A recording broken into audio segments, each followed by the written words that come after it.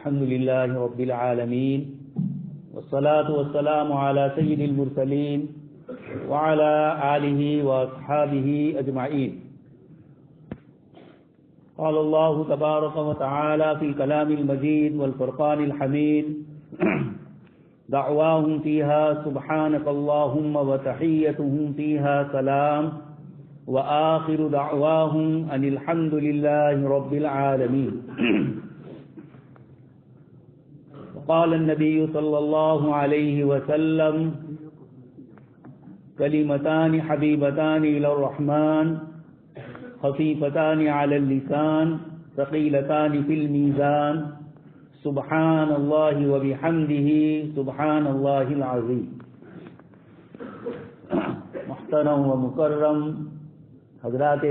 علماء کرام، عزیز طلبہ اور مہمانان گرامی، اللہ تبارک تعالیٰ کا انتہائی شکر اور احسان ہے کہ آج اس نے ہمیں اصح الکتب بعد کتاب اللہ پاک کی کتاب کے بعد سب سے زیادہ صحیح جس کتاب کے سلسلے میں علماء کرام کی متفقہ رائے ہے، اس کتاب کا آخری باب ہمارے طلبہ عزیز نے آپ حضرات کے سامنے سنایا. سب سے پہلے مسئلہ ہوتا ہے سند کا. سند تین طرح کی ہوتی ہے. ایک مدرس پڑھانے والے استاد سے لے کر حضرت شاہ ولی اللہ رحمۃ اللہ علیہ تک، دوسرا شاہ ولی اللہ رحمۃ اللہ علیہ سے لے کر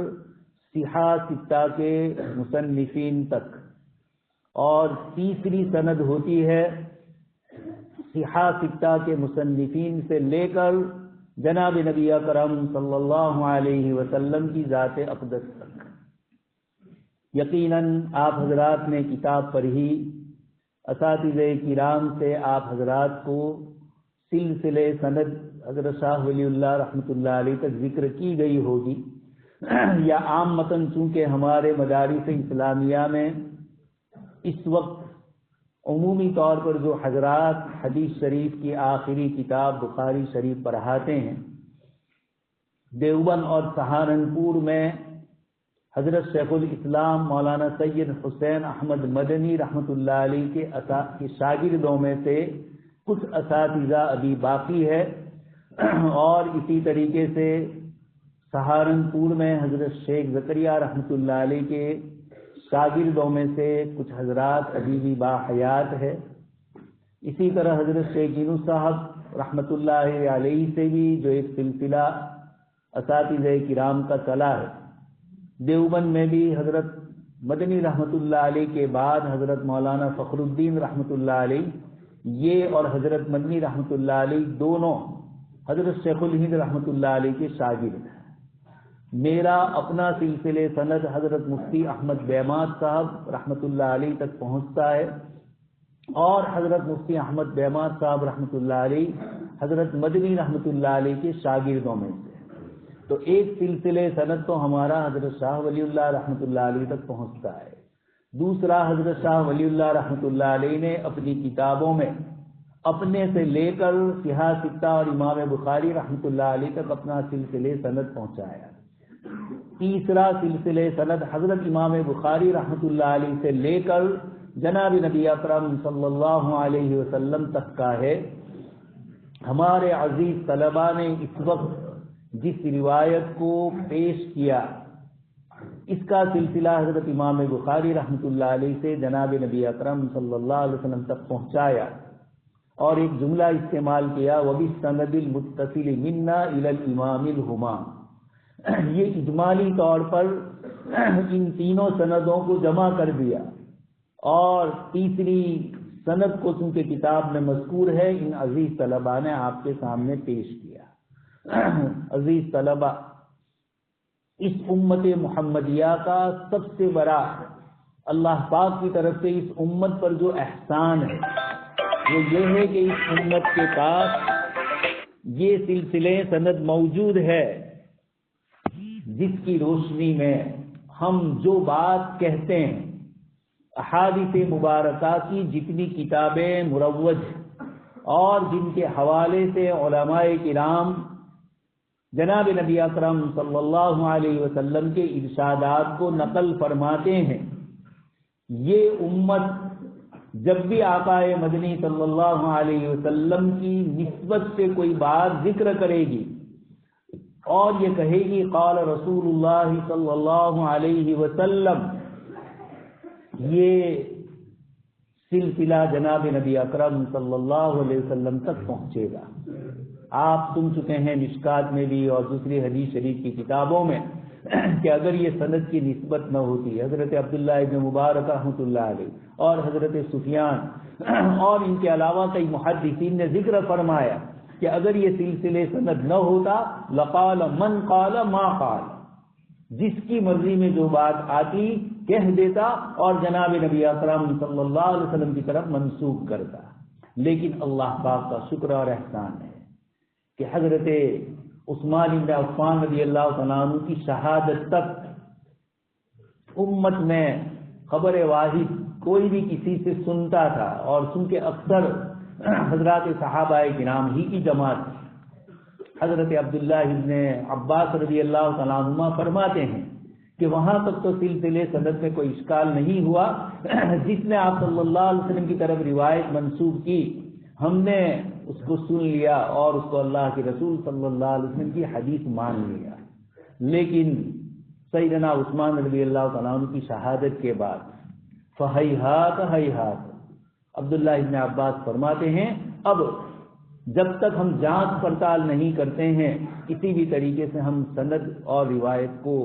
جب تک اس کی صحیح سند نہیں ہوتی روایت کو نہیں لیتے ہیں، اس کی جانچ پڑتال کرتے ہیں۔ یہ سلسلہ آج تک امت میں چلتا ہے، خاص کر کے تیسری صدی ہجری جو احادیث مبارکہ کی تنقید اور اس کی تشریح اور اجمال کی تفصیل کے سلسلے کی صدی ہے، جس میں حضرات محدثین نے جناب نبی اکرم صلی اللہ علیہ وسلم کے احادیث کو باب اور کتاب، عناوین، ترجمۃ الباب، ان سب کی بنیاد پر ترتیب دے کر ہمارے سامنے پیش کیا۔ تو یہ حضرت امام بخاری رحمۃ اللہ علیہ 194 ہجری میں آپ پیدا ہوئے، 256 ہجری میں آپ دنیا سے رخصت ہو رہے ہیں۔ آپ نے یہ کتاب جو بخاری شریف ترتیب دی اور جس کو امت نے آج تک اصح الکتب کا درجہ باقی رکھا، حضرت امام بخاری رحمۃ اللہ علیہ اللہ پاک نے آپ سے دو کام لیے۔ ایک تو امام بخاری رحمۃ اللہ علیہ نے جو احادیث جمع فرمائی، اس سے پہلے رجال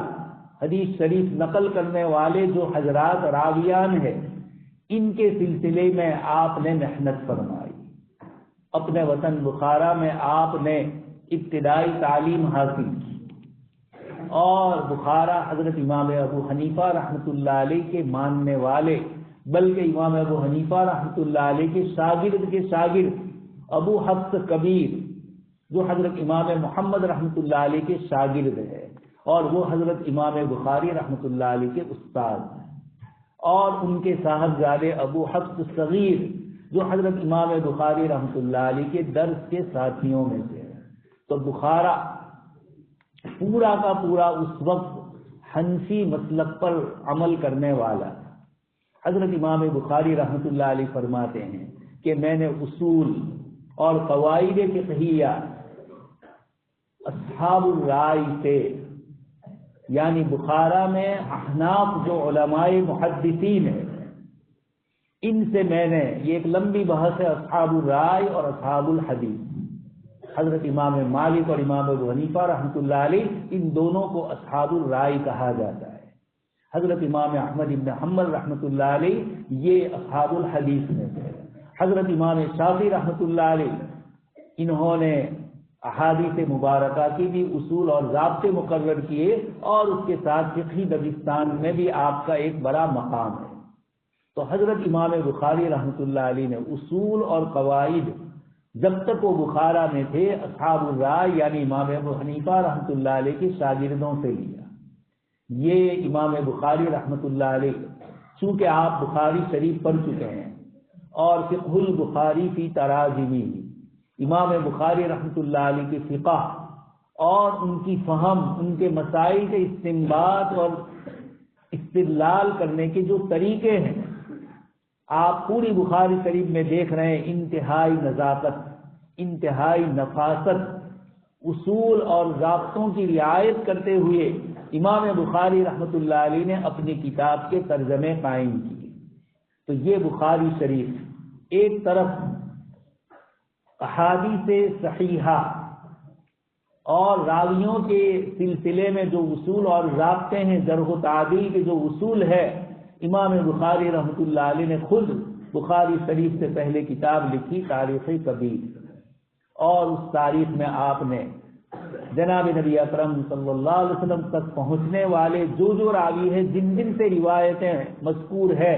حضرت امام بخاری رحمۃ اللہ علیہ نے خود کتاب لکھ کر ان حضرات کے سلسلے میں ان کے ثقہ ہونے نہ ہونے کے سلسلے کی وضاحت اپنی اس کتاب میں فرمائی۔ یہ طالب علم کو بتلایا جا رہا ہے کہ حدیث شریف کے حاصل کرنے سے پہلے راویان حدیث کے سلسلے کی جانچ پڑتال جن لوگوں نے اب تک کر چکے ہیں، ہمارے زمانے میں یہ فن منقع ہو کر پورا آ چکا ہے، لیکن جب کسی راوی کے متعلق آپ روایت ذکر کریں اور وہ راوی معروف نہ ہو، متداول صحاح ستہ کی کتابوں میں اس راوی کی روایت نہ آتی ہو اور ان کے علاوہ دوسری کتابوں میں آتی ہو، اور وہ کتابیں ان کے جو درجات ہے، حضرت شاہ ولی اللہ رحمۃ اللہ علیہ نے احادیث مبارکہ کی کتابوں کے بھی درجات متعین فرمائے، اور بستان المحدثین میں آپ کے صاحبزادے حضرت شاہ عبد العزیز رحمۃ اللہ علیہ، اور اسی طرح شاہ عبد العزیز رحمۃ اللہ علیہ کی دوسری کتاب ہے اجالہ نافعہ، اس میں بھی آپ نے فارسی زبان میں راویوں کے سلسلے کی بڑی تفصیل فرمائی، اور حدیث شریف کی کتابوں کی ایک ترتیب وہاں بھی آپ نے ذکر فرمائی۔ خیر، تو حضرت امام بخاری رحمۃ اللہ علیہ نے اپنے زمانے میں جن راویوں سے روایتیں لی، مسلم شریف کا مقدمہ آپ پڑھ چکے ہیں، امام مسلم رحمۃ اللہ علیہ نے اصول اور ضابطے ذکر فرمائے، امام بخاری رحمۃ اللہ علیہ امام مسلم کے بھی استاد ہیں، امام ترمذی کے بھی استاد ہے، اور امام نسائی رحمۃ اللہ علیہ کے بھی استاد ہیں۔ امام بخاری رحمۃ اللہ علیہ نے روایتیں لینے کے جو اصول اور ضابطے ہیں، یہ سب سے زیادہ کڑی شرطیں امام بخاری رحمۃ اللہ علیہ کے یہاں پائی جاتی ہیں۔ امام مسلم رحمۃ اللہ علیہ نے نفس ایک زمانے میں ہونے کا اعتبار کر لیا، لیکن امام بخاری رحمۃ اللہ علیہ نے لقاء اور سما کی شرط کو ذکر کیا۔ امام مسلم رحمۃ اللہ علیہ نے اس پر تفصیلی گفتگو مسلم شریف کے مقدمے میں ذکر فرمایا۔ خیر، یہ ہر ایک کے اپنے اپنے اصول اور ضابطے ہیں، امام مسلم کے بھی اپنے اصول ہے، اور امام بخاری رحمۃ اللہ علیہ کے اصول سب سے زیادہ سخت ہے۔ اس لیے امام بخاری رحمۃ اللہ علیہ نے ان ضابطوں اور شرطوں کی رعایت کرتے ہوئے اپنی اس کتاب میں جو روایتیں آپ کی شرطوں کے مطابق تھی، ان تمام روایتوں کو تو متن حدیث میں آپ نے جگہ دی، اور جو روایتیں آپ کی شرطوں کے مطابق نہیں تھیں لیکن قابل اعتبار تھی، تو امام بخاری رحمۃ اللہ علیہ نے کبھی تعلیقات میں ان کو ذکر کیا، کبھی ترجمۃ الباب کے طور پر ان روایتوں کو امام بخاری رحمۃ اللہ علیہ نے ذکر کر دیا اور اشارے کر دیے کہ میری شرطوں کے مطابق اگرچہ نہیں ہے، لیکن کبھی کبھار چونکہ محدثین کے یہاں تلقی بالقبول، کسی روایت کو اکابر محدثین اگر اس کے کچھ ذوق کے باوجود قبول کر لیتے ہیں تو محدثین کے نزدیک یا یہ کہ تواتر قدر مشترک ہو جاتا ہے، جیسے یہی وَنَضَعُ الْمَوَازِينَ الْقِسْطَ میں وزن اعمال کے سلسلے کی یہ جو آخری روایت ہے یہ غرابت والی ہے، لیکن امام بخاری رحمۃ اللہ علیہ نے کتاب التوحید جہاں سے شروع ہوا وہاں سے لے کر یہ 98 مجموعی طور پر کتابیں ہیں۔ کتاب الایمان سے یہ کتاب شروع ہوئی اور کتاب التوحید پر ختم ہو رہی ہے۔ حضرت امام بخاری رحمۃ اللہ علیہ نے 97 یا 98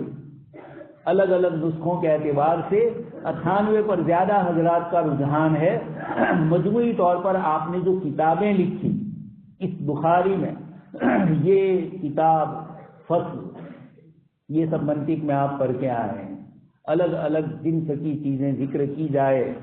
یا ایک ہی نوع کی چیزیں ذکر کی جائے تو آپ نور الاضافی پڑھ چکے ہیں، اس میں بھی لفظ کتاب ہے، فصل ہے، باب ہے۔ امام بخاری رحمۃ اللہ علیہ نے بھی اپنی کتاب میں ایک تو کتاب کا لفظ ذکر کر کے مجموعی طور پر 98 کتابیں آپ نے ترتیب کی، اور اسی 98 جو کتاب ہے جس کو کتاب التوحید اور کچھ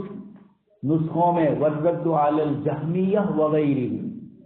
کچھ حضرات نے آگے بھی اضافہ کیا کہ الرد علی الجہمیہ، آخری یہ جو باب ہے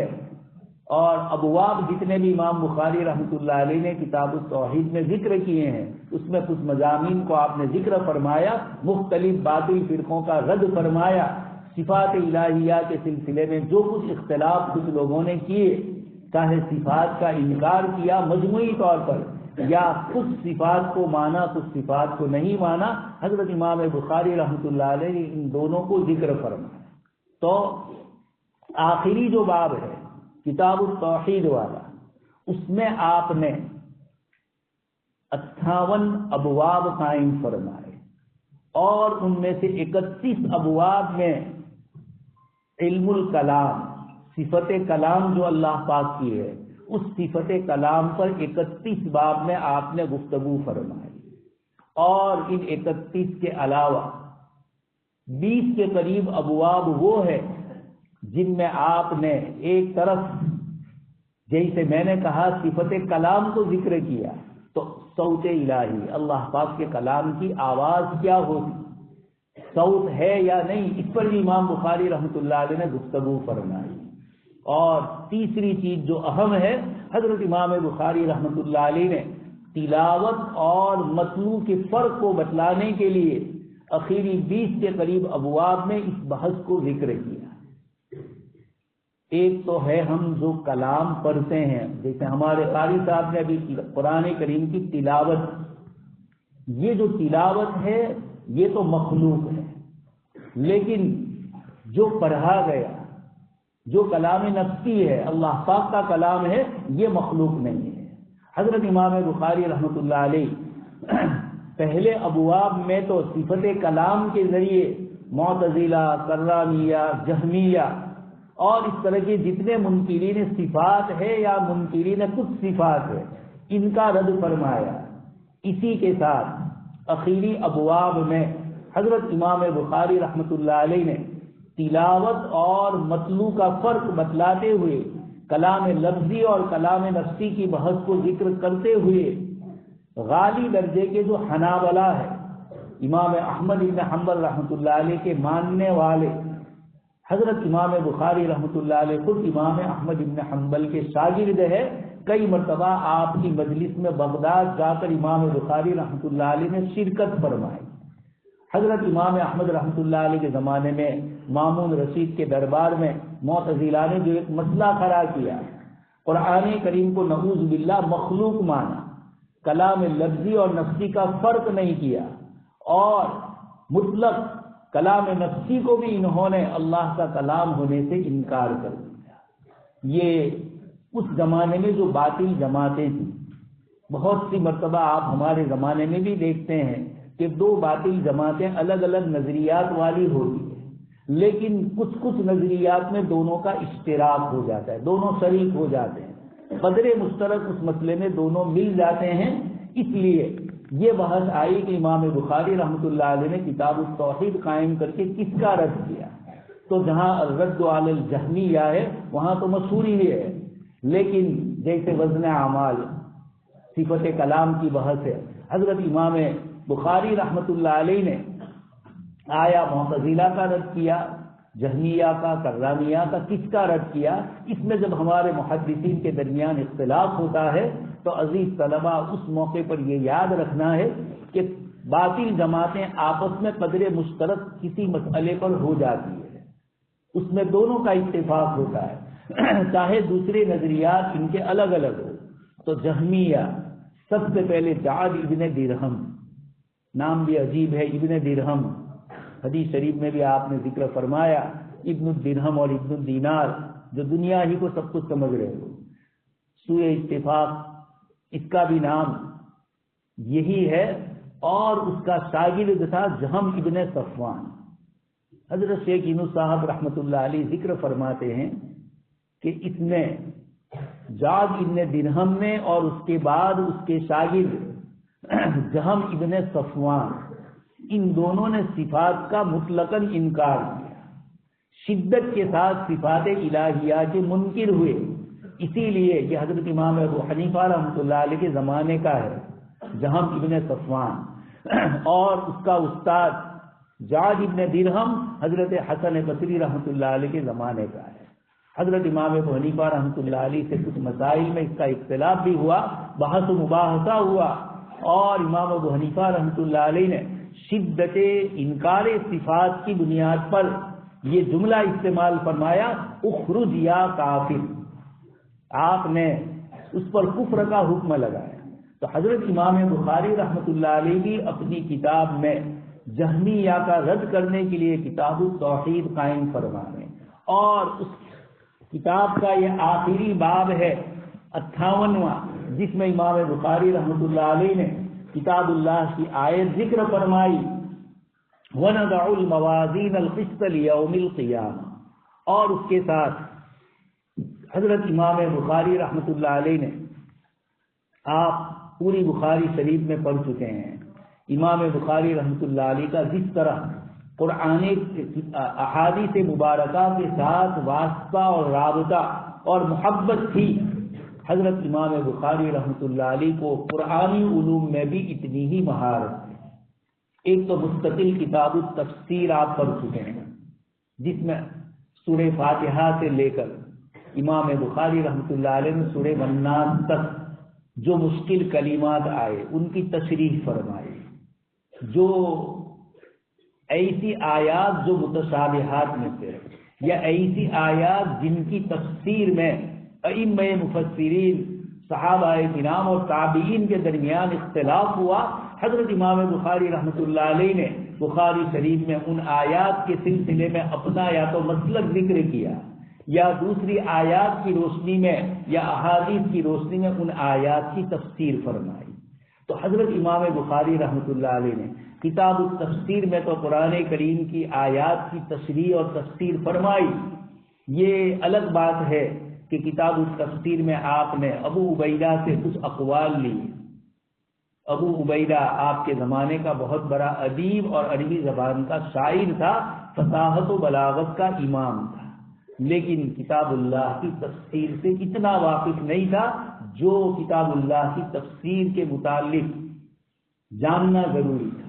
اس لیے یہاں بھی ایک لفظ آیا ہے وَيُقَالُ الْقِسْطُ مَصْدَرُ الْمُقْسِطِ، یہ یقال مجہول کا صیغہ ہے، اس کا قائل کون ہے؟ تو محدثین یہی فرماتے ہیں کہ یہی ابو عبیدہ مثنیٰ ہے۔ اس نے یہ وَيُقَالُ سے امام بخاری رحمۃ اللہ علیہ نے اس کے کلام کی تشریح کو یہاں ذکر کیا، لیکن مجہول کے صیغے سے۔ خیر اب تو اس کی کتاب مجاز القرآن شائع ہو چکی ہے،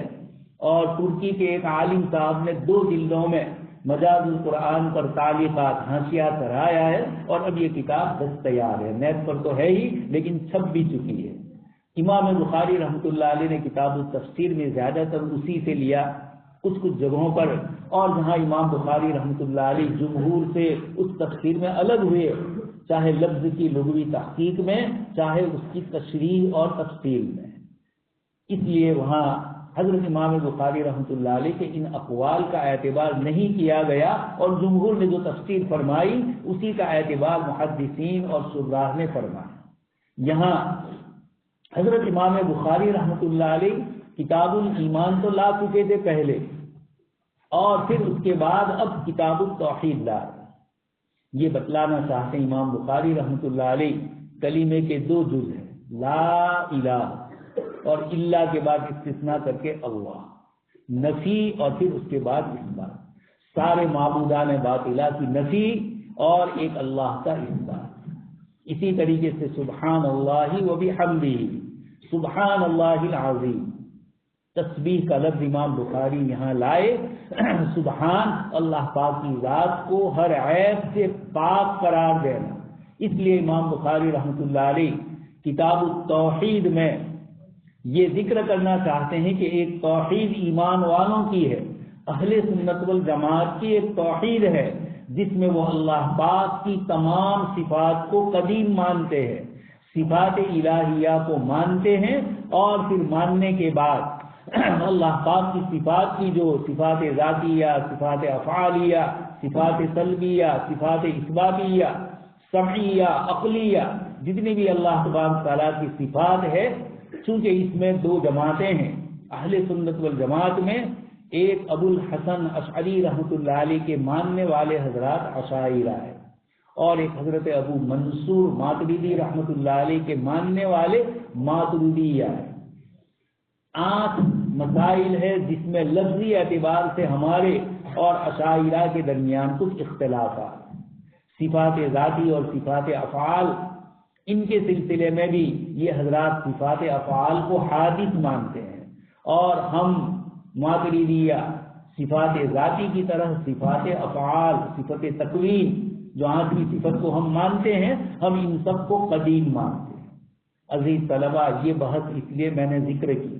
کہ اس وقت عرب ملکوں میں کچھ لوگ اشاعرہ کو کافر کہہ رہے ہیں، ان کے خلاف کتابیں لکھی جا رہی ہیں۔ اللہ مذہبیہ نام کا ایک فرقہ ہے جس کا اپنا کوئی مذہب نہیں ہے، اور دوسرے فرقوں کی وہ فکر کرتے ہیں۔ صفات الہیہ کی اسی بحث میں انہوں نے بہت غلو آمیزی سے کام لیا، حتیٰ کہ اللہ پاک کی ذات عالی کے لیے تجسید اور تجسیم، جسم ماننا لازم آئے، اس طرح کی حرکتیں انہوں نے کی ہیں، اور صفات الہیہ پر اس وقت بھی ان کا بہت غلو آمیز کلام چھپ چکا ہے۔ صفات کے سلسلے کی بحث کرتے ہوئے انہوں نے ایسی باتیں لکھی جو اللہ پاک کی ذات عالی کے شایع نشان نہیں ہے۔ خیر، اشاعرہ نے چونکہ تعویل کی ہے، تحریف نعوذ باللہ نہیں کی ہے، لیکن وہ اس تعویل کو تحریف سے مانتے ہیں، وہ اس کو اللہ پاک کے اسماء الحسنی میں ان الذین یلحدون فی آیات اللہ، اسی طرح وللہ الاسماء الحسنی فادعوہ بہا وذروا الذین یلحدون فی آیات، اس الحاد کی طرف نسبت کر کے انہوں نے نعوذ باللہ اشاعرہ کو ملحد بھی کہا۔ یہ ایسے لوگ ہیں جن کا کتاب و سنت سے وہ واسطہ نہیں ہے جو ہونا چاہیے۔ خیر، حضرت امام بخاری رحمۃ اللہ علیہ نے کتاب التوحید لا کر یہ بتلایا کہ جس طریقے سے اثباتی صفات اللہ پاک کی ماننا ضروری ہے، اس طرح منفی صفات جو ہے،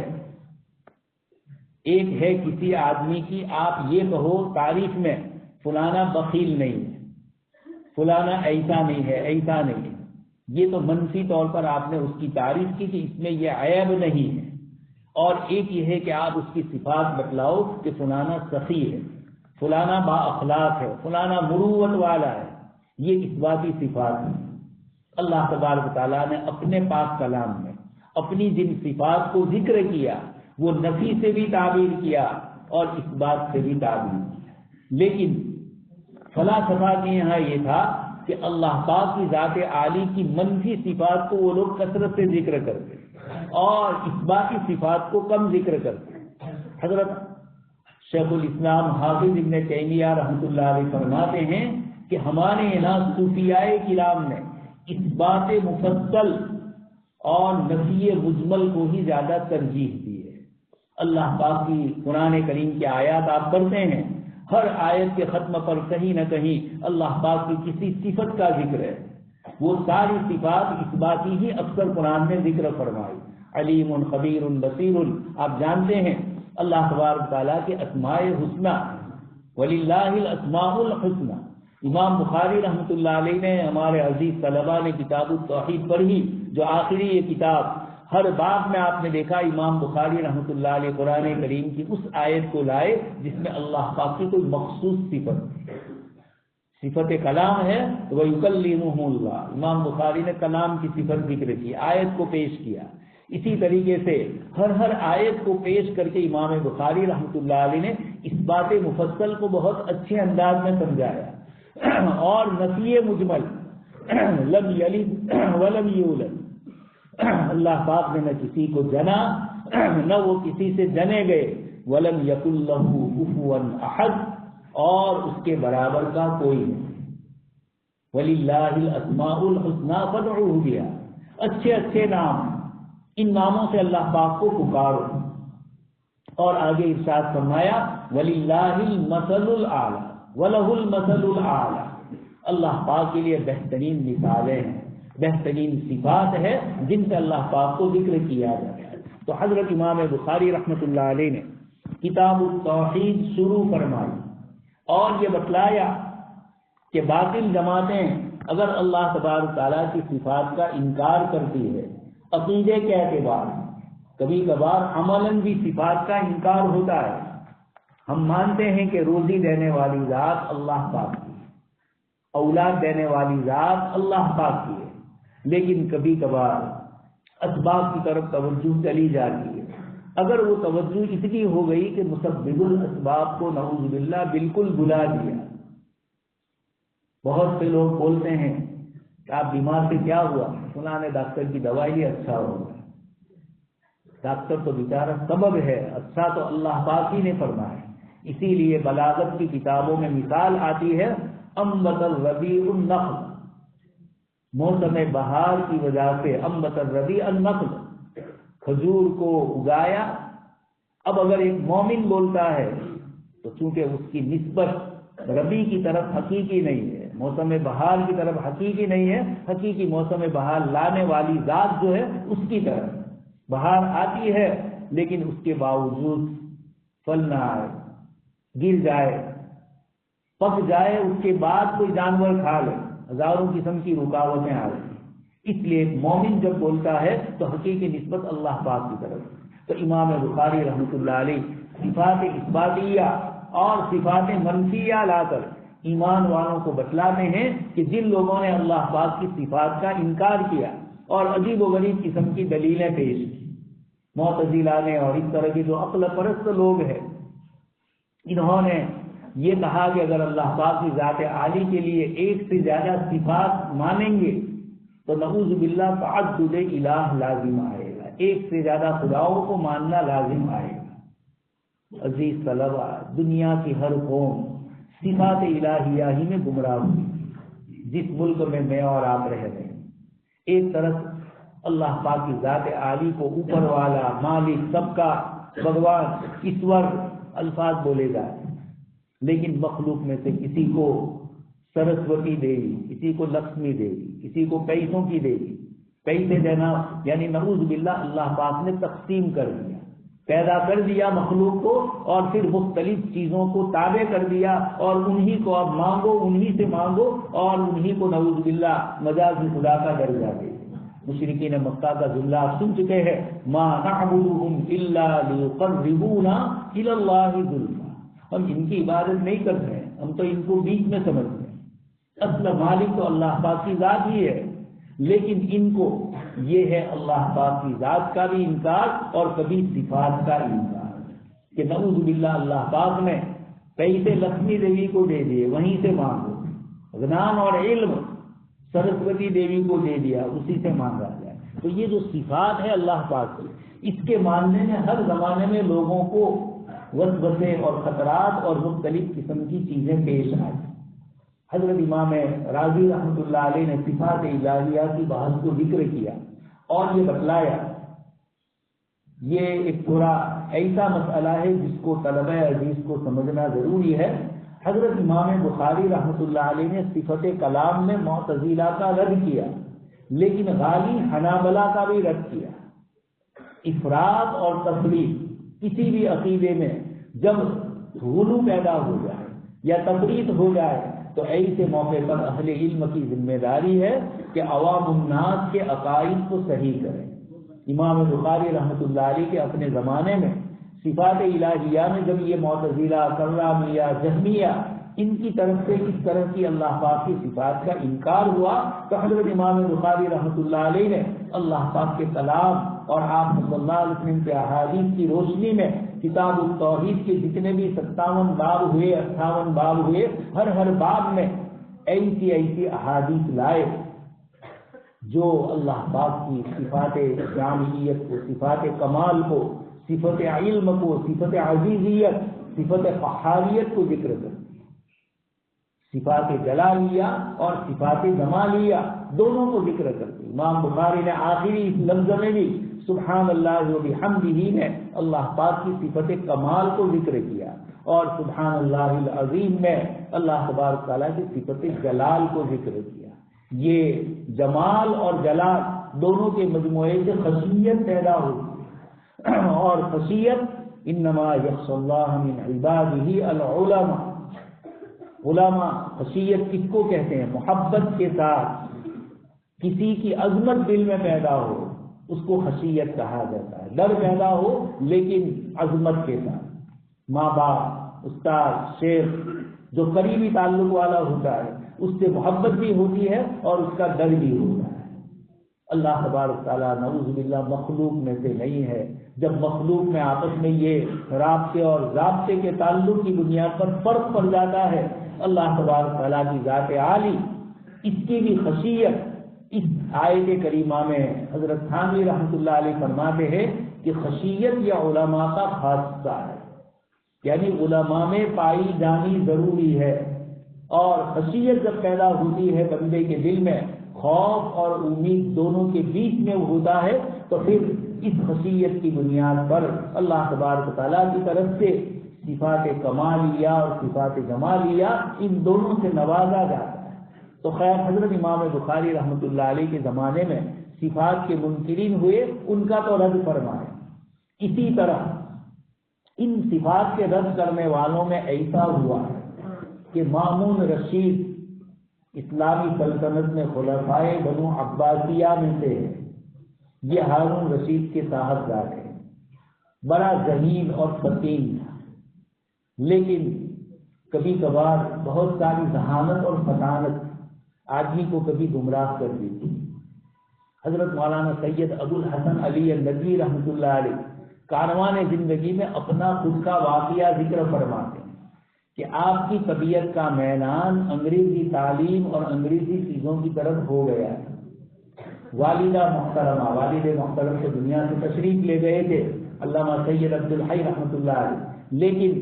والدہ محترمہ نے آپ کی تربیت فرمائی اور آپ کو روک دیا، اور آگے دنیاوی تعلیم پھر آپ نے حاصل نہیں کی۔ فرماتے ہیں کہ اتنی تو تعلیم حاصل ہو گئی جس سے دنیا کے مغربی فلسفہ اور مغربی تہذیب اور کلچر اور وہاں سے آنے والی جو ابتداء کی لہریں ہیں اس کو براہ راست سمجھ سکوں، پڑھ سکوں، اتنا تو ضروری۔ لیکن آگے اس سے زیادہ اگر آدمی حضرت فرماتے ہیں بدل میں زیادہ مشغول ہوتا تو شاید پھر لائن بدل جاتی۔ اس لیے اللہ تبارک تعالیٰ زبانیں یہ کسی چیز تک پہنچنے کا ذریعہ ہوتی ہے۔ زبان خود اپنے اعتبار سے بری نہیں ہوتی، لیکن دنیا میں زبان اکیلے زبان نہیں آتی ہے۔ اس زبان پر محنت کرنے والوں نے زبان اس طریقے سے رکھی ہے کہ ان کا کلچر اور ان کی تہذیب کا بھی ایک حصہ آپ بن جائے۔ تو خیر حضرت امام بخاری رحمۃ اللہ علیہ یہ مامون رشید کے زمانے سے جو انقلاب شروع ہوا، مامون کے زمانے میں معتزلہ نام کی ایک جماعت پہلے بھی تھی، یہ بنی امیہ کے آخری دور میں ہی شروع ہو چکی تھی اور بنو عباس کے دور میں اور پروان چڑھی، اس لیے کہ بنی امیہ کی سلطنت عرب عصبیت والی حکومت تھی اور بنو عباس کی مدد کی تھی اجمیوں نے۔ اس لیے جب اجمیوں کے ذریعے بنو عباس کو سلطنت حاصل ہوئی تو بہت ساری چیزیں اجمیوں کی رائج ہوئی، اسی میں ان کا فلسفہ اور ان کے غلط قسم کی جو سوچ و فکر ہے وہ بھی شامل ہو گئی۔ تو مامون رشید نے اپنے زمانے میں ان معتزلہ کو آگے بڑھایا اور یہ مسئلہ کھڑا ہوا قرآن کریم کلام اللہ غیر مخلوق، کہ قرآن کریم نعوذ باللہ اللہ پاک کی مخلوق ہے۔ یہ جو تلاوت کاغذات ہے قرآن کریم کا جو مصحف ہے اس کے جو نقوش ہے حروف لکھے ہوئے جس کو نظم قرآنی سے ہم تعبیر کرتے ہیں، اس کا جو پٹھا اور کاغذ ہے یہ سب تو مخلوق ہے، لیکن یہ سب جس مطلوب پر دلالت کرتے ہیں وہ جو مطلوب ہے کلام الہی یہ مخلوق نہیں ہے۔ مامون رشید نے دونوں کو مخلوق قرار دیا، کلام لفظی اور نقوش اور ان کو بھی، اور اس کے ساتھ ساتھ کلام نفسی جو اللہ پاک کا کلام جس کو ہم ہمارے محدثین مطلوع سے تعبیر کرتے ہیں یہ اللہ پاک کا کلام ہے، لیکن معتزلہ نے دونوں کو رد کیا۔ مامون رشید نے حضرت امام احمد بن حنبل رحمۃ اللہ علیہ کا پتہ چلا، اس کو آپ کو بلایا گیا، لیکن مامون بہت زیادہ زندہ نہیں رہ سکا۔ اس کے بعد اس کا بھائی معتصم باللہ آیا، اس کے بعد اس کا بھائی معتصم کے بعد یہ بھی مامون کا بھائی واثق باللہ آیا، پھر واثق باللہ کے بعد مامون کا تیسرا بھائی متوکل باللہ آیا، اور اس نے اس اعتزال کو ختم کیا۔ امام بخاری رحمۃ اللہ علیہ اس بیچ کے دور کے آپ نے معتزلہ کا آخری دور بھی دیکھا ہے، اور اس کے ساتھ امام احمد رحمۃ اللہ علیہ کا وہ آخری دور جس میں متوکل باللہ نے حضرت امام احمد رحمۃ اللہ علیہ کو جیل سے چھڑوایا اور معتزلہ کو پکڑ پکڑ کر جیل میں ڈالا، اس غلط نظریے کو رد کرنے کی کوششیں۔ اسی موقع پر حضرت امام بخاری رحمۃ اللہ علیہ علمی پروان چل رہے، اس لیے امام بخاری رحمۃ اللہ علیہ کتاب التوحید میں ان دونوں جماعتوں کا رد کرتے ہیں، ایک طرف معتزلہ کا اور کرامیہ جہمیہ کا صفات کے انکار کرنے والوں کا بھی رد فرماتے، تو دوسری طرف مخلوق کو صفات الہیہ قرار دینے والے غازی حنبلی لوگ ہیں، ان کو بھی امام بخاری رحمۃ اللہ علیہ ان کلمات کے ذریعے بتلاتے ہیں کہ وَنَضَعُ الْمَوَازِينَ الْقِسْطَ لِيَوْمِ الْقِيَامَةِ۔ علامہ تشمیلی رحمۃ اللہ علیہ اور علامہ ابن قیم جوزی رحمۃ اللہ علیہ فرماتے ہیں کہ امام بخاری رحمۃ اللہ علیہ اس آخری باب کے ذریعے یہ بتلانا چاہتے ہیں کہ تلاوت اور مطلوب،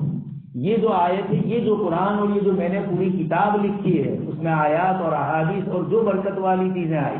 ان تمام کا تعلق تو کتاب اللہ کی آیات کا جو تعلق ہے تلاوت سے، یہ میرا اپنا عمل ہے اور یہ مخلوق ہے،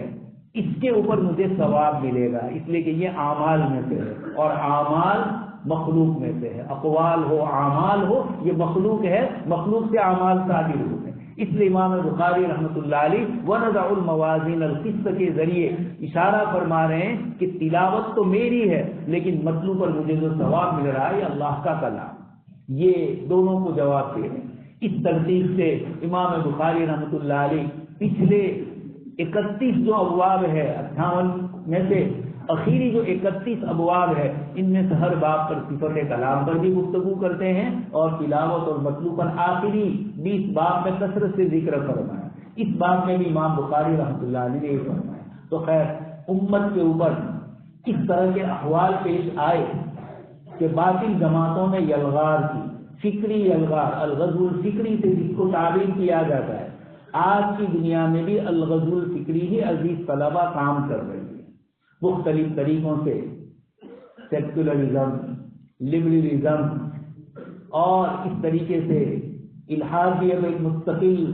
مذہب کی شکل اختیار کرتے ہوئے پیش کیا جا رہا ہے، لا مذہب کو بھی مذہب کی شکل دی جا رہی ہے، ہر زمانے میں اس طرح کی چیزیں پیش آئی، علماء کرام ہر زمانے میں اس کے جواب دے رہے ہیں اور ایمان والوں کے ایمان کو اثباتی انداز میں پختہ اور مضبوط کرنے کی کوشش کر رہے ہیں، تو منفی انداز میں باطل نظریات اور غلط عقائد کو ان کے ذہنوں میں سے نکالنے کا کام امام بخاری آپ عزیز طلبہ کو سونپ کر جا رہے ہیں۔ اس آخری حدیث شریف میں امام بخاری رحمۃ اللہ علیہ فرما رہے ہیں کہ میں تو دنیا سے جا رہا ہوں، میرے اعمال کا تو وزن ہوگا، دو چیزیں ہیں، ایک ہے نیت اور ایک ہے اس کے بعد عمل۔ نیت پر تو آپ کو پہلے ہی انما الاعمال بالنیات کے ذریعے کتاب ایمان ذکر کیا، لیکن ضمناً انما الاعمال کو لائے، ضمناً باب کیف کان بدء الوحی لا کر بتلایا کہ یہ میری پوری کتاب کوئی انسانی کلام نہیں ہے، میں جو کچھ ذکر کروں گا وحی الہی کی چیزوں ہی کو ذکر کروں گا، اور وحی الہی وہ ہے، شرع عقائد میں علامہ صفدانی رحمۃ اللہ علیہ نے بتلایا کہ انسان کے علم کے جو ذرائع ہیں، حواس خمسہ،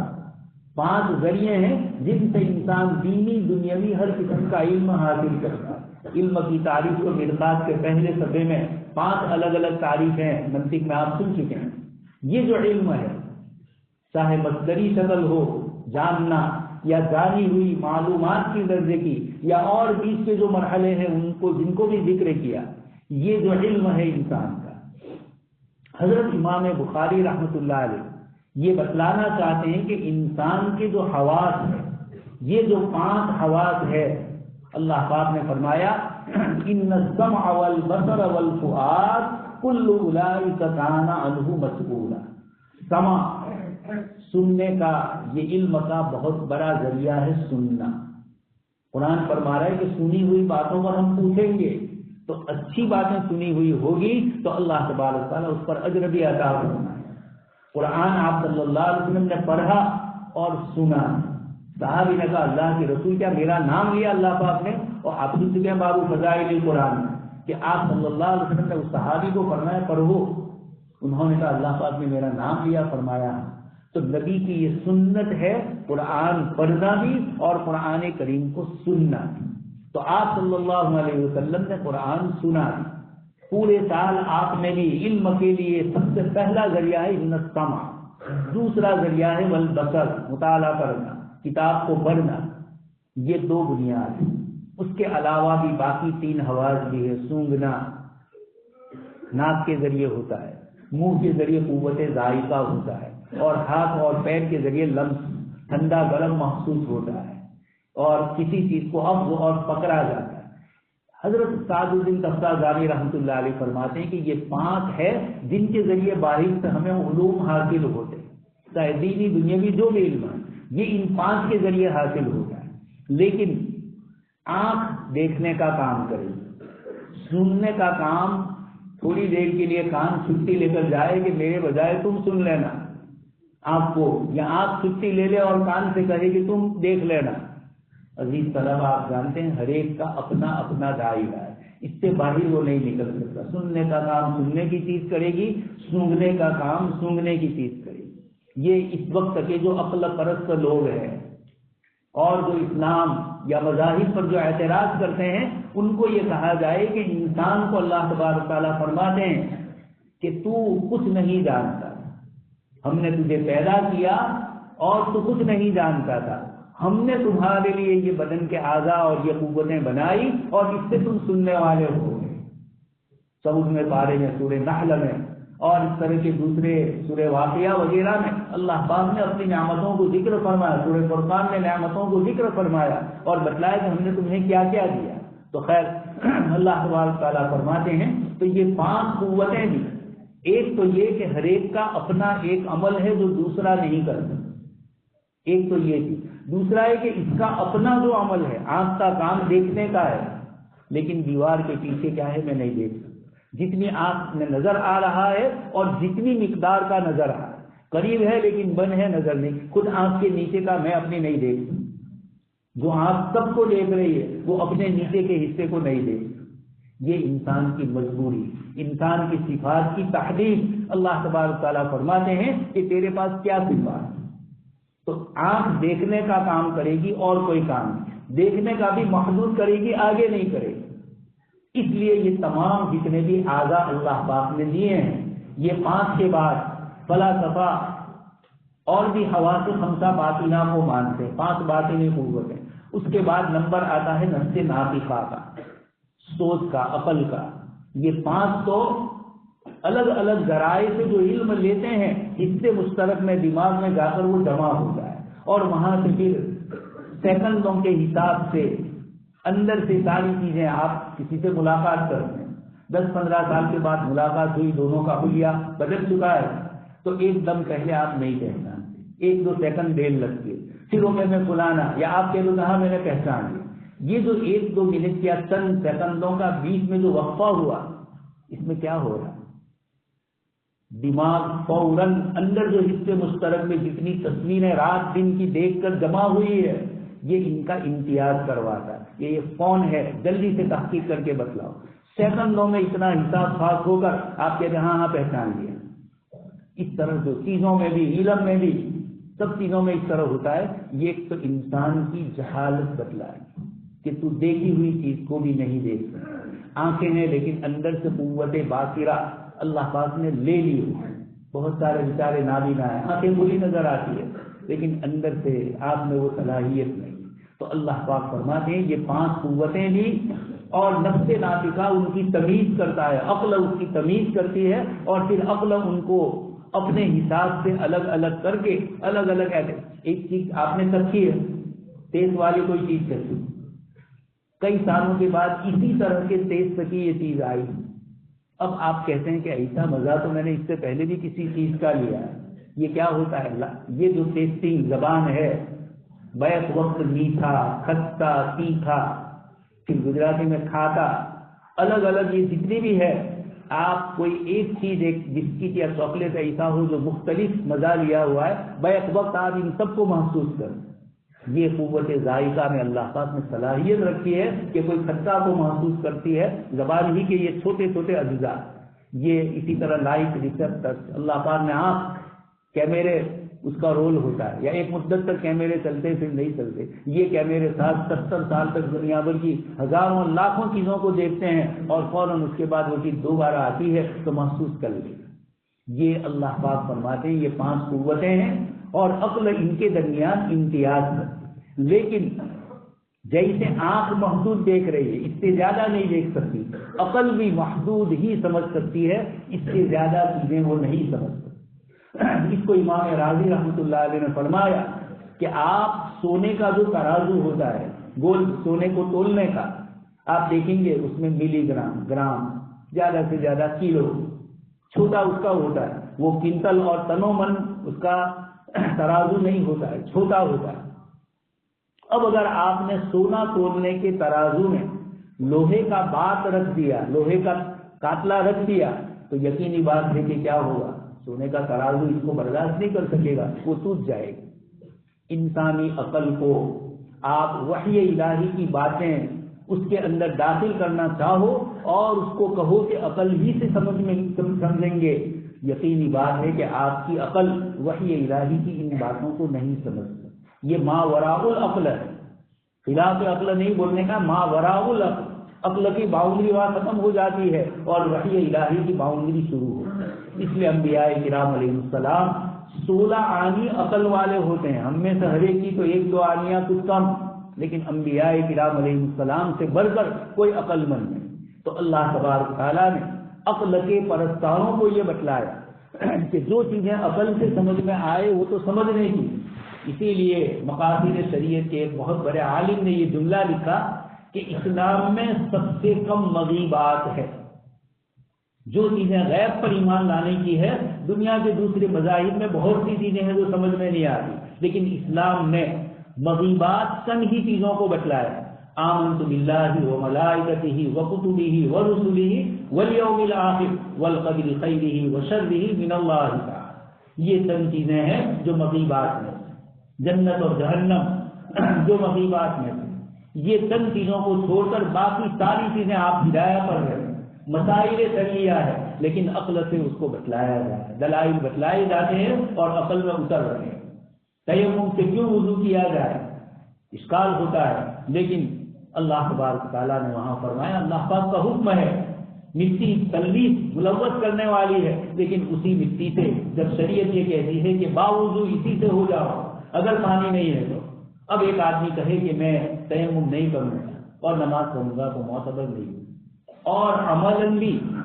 اگر وہ بغیر تیمم کے نماز پڑھے گا سکون نہیں ملے گا، اور تیمم کرے گا میرے خدا کا حکم ہے، پانی نہیں ملا اس بنیاد کے اوپر میں یہ کرتا ہوں۔ خیر، تو امام بخاری رحمۃ اللہ علیہ اپنی کتاب کے اخیر میں سبحان اللہ و بحمدہ، سبحان اللہ العظیم کے ذریعے بتلانا چاہتے ہیں کہ انسان اپنی عقل سے وحی الہی کی چیزوں کو سمجھنا چاہے گا تو کچھ چیزیں ایسی ضرور ہے جو تیری عقل سے اوپر کی، اس لیے ما وراء العقل ہے، وہاں کیا کرنا ہے؟ سبحان اللہ و بحمدہ۔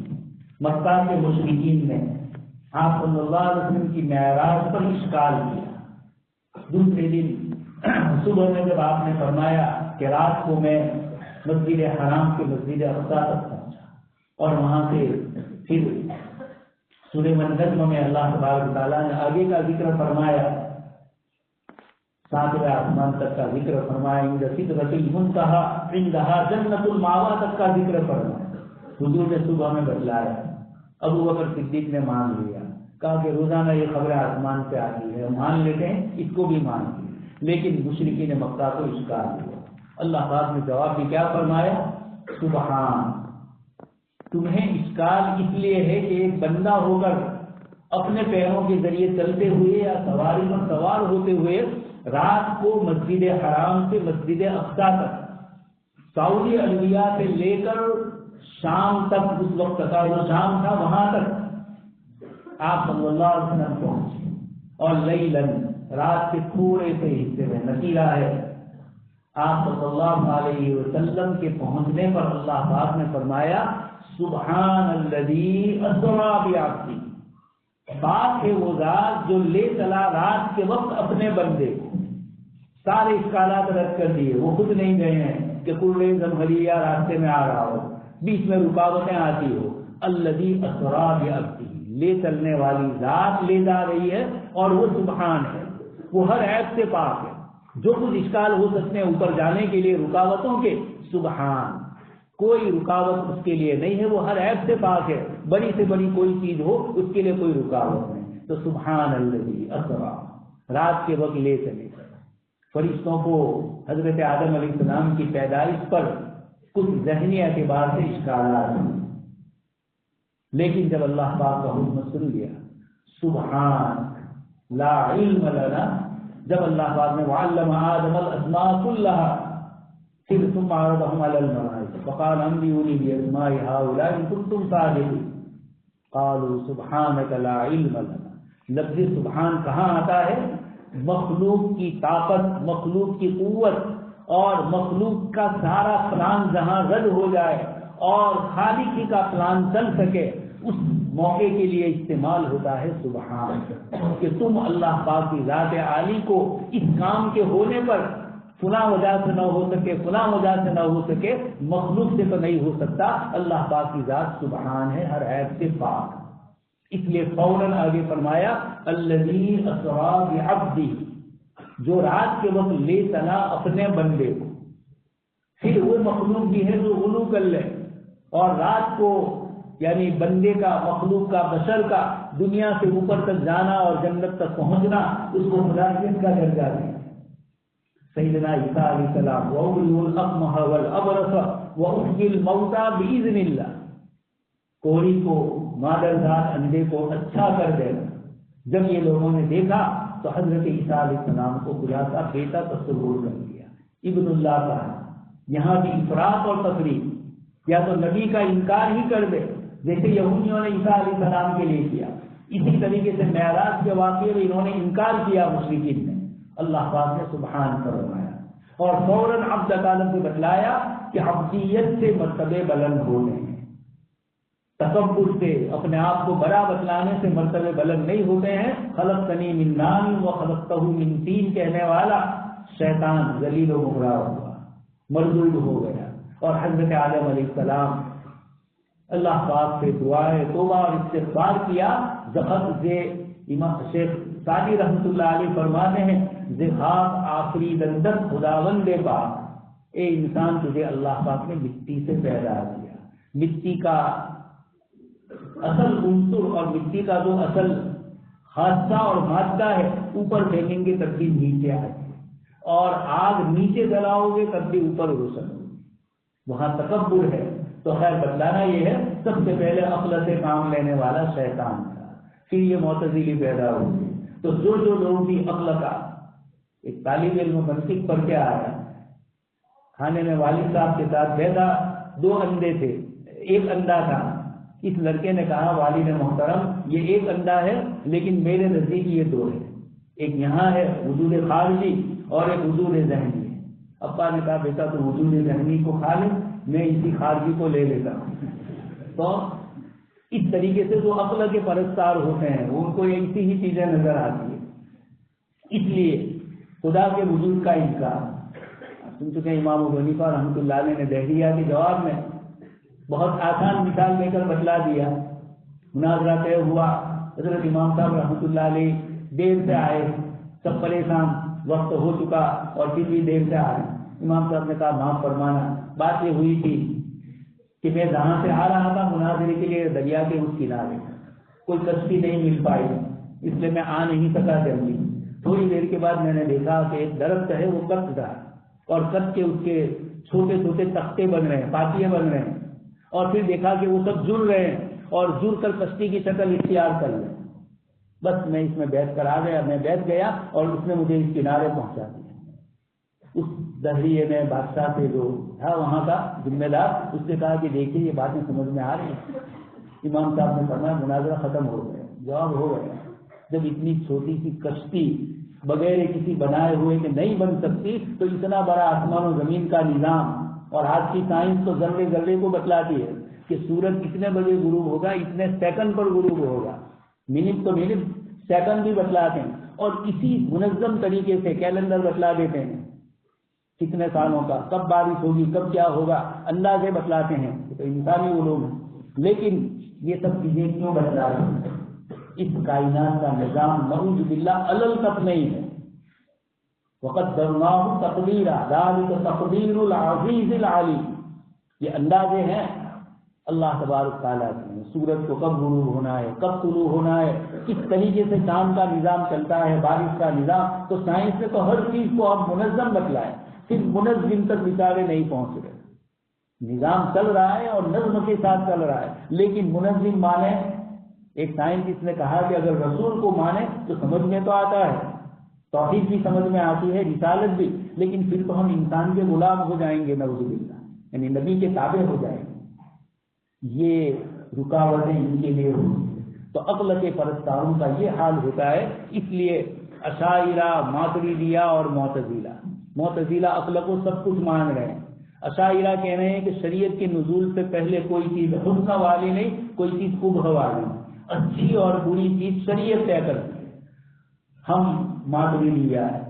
ہم یہ کہتے ہیں کہ عقل کا بھی اپنا ایک ذاتی مقام ہے، اللہ پاک نے اس کو پیدا کیا، سمجھ اور شعور عطا فرمایا، لیکن ایک مقام ہے۔ معتزلہ کی طرف بے لگام نہیں ہے، اور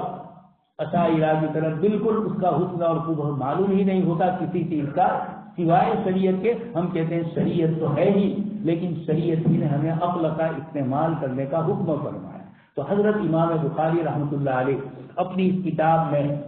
اشاعرہ، ماتریدیہ اور معتزلہ کے درمیان یہ گفتگو کرتے ہوئے بتلاتے ہیں کہ اپنی عقل کو کہاں چلایا جائے۔ وَنَضَعُ الْمَوَازِينَ الْقِسْطَ لِيَوْمِ الْقِيَامَةِ وزن اعمال، اس جگہ پر ہمارے شرح حضرات نے، محدثین نے دو قسم کی بحثیں کی ہے۔ ایک تو الفاظ کی بحث جو منطق، جو نحو اور صرف اور بلاغت کے اسباب میں آپ پڑھ چکے ہیں، جیسے آگے آ رہا ہے القسط مصدر المقسط، قسط خود مجرد سے ہے، اور بتلایا جا رہا ہے کہ مصدر المقسط، مقسط باب افعال کا، اس میں فاعل کا صیغہ ہے، باب افعال باب مجرد سے ہی آتا ہے، حمزہ بھی زیادتی کے بعد تو وہ مزید بھی ہی بنتا ہے، لیکن کہا جا رہا ہے القسط مصدر المقسط۔ اسی طریقے سے وَنَضَعُ الْمَوَازِينَ جمع کا صیغہ القسط، پھر لیوم القیامہ میں لام کیا ہے، یہ ساری نحوی صرفی بحثیں ہیں اور بلاغت کی بحثیں ہیں جو عربی دوم سوم میں آپ پڑھ کے آئیں۔ دوسری بحث وہ ہے جو ہمارے شرح اور محدثین نے ان آیات اور اس روایت کے ضمن میں بہت تفصیلی بحثیں کی ہیں۔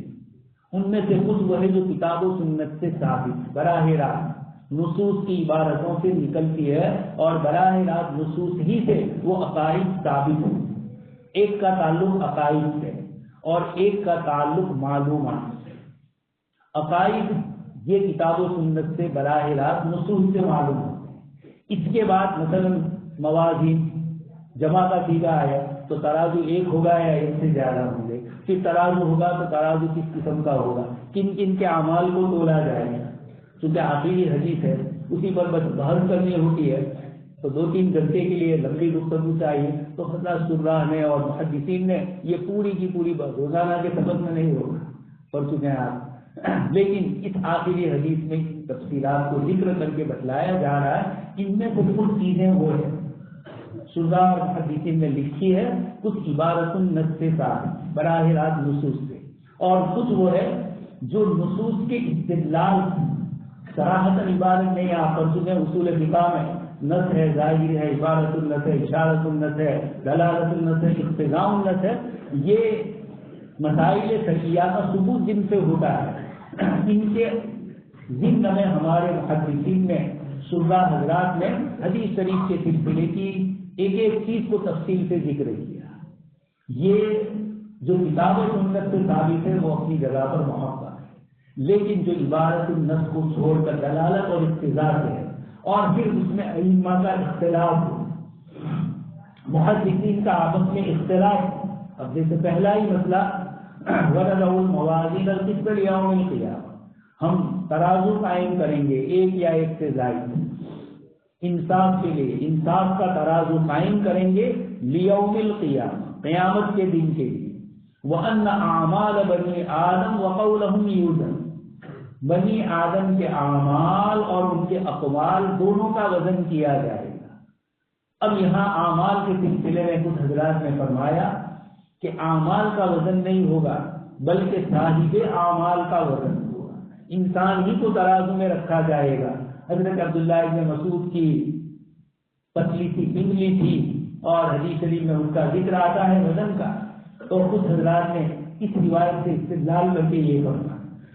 کچھ حضرات نے فرمایا کہ صحائف کا وزن ہوگا، نام اعمال جو لکھے جا رہے ہیں اس کے جو چوپڑے اور رجسٹر ہوں گے ان کا حساب ہوگا. امام بخاری رحمۃ اللہ علیہ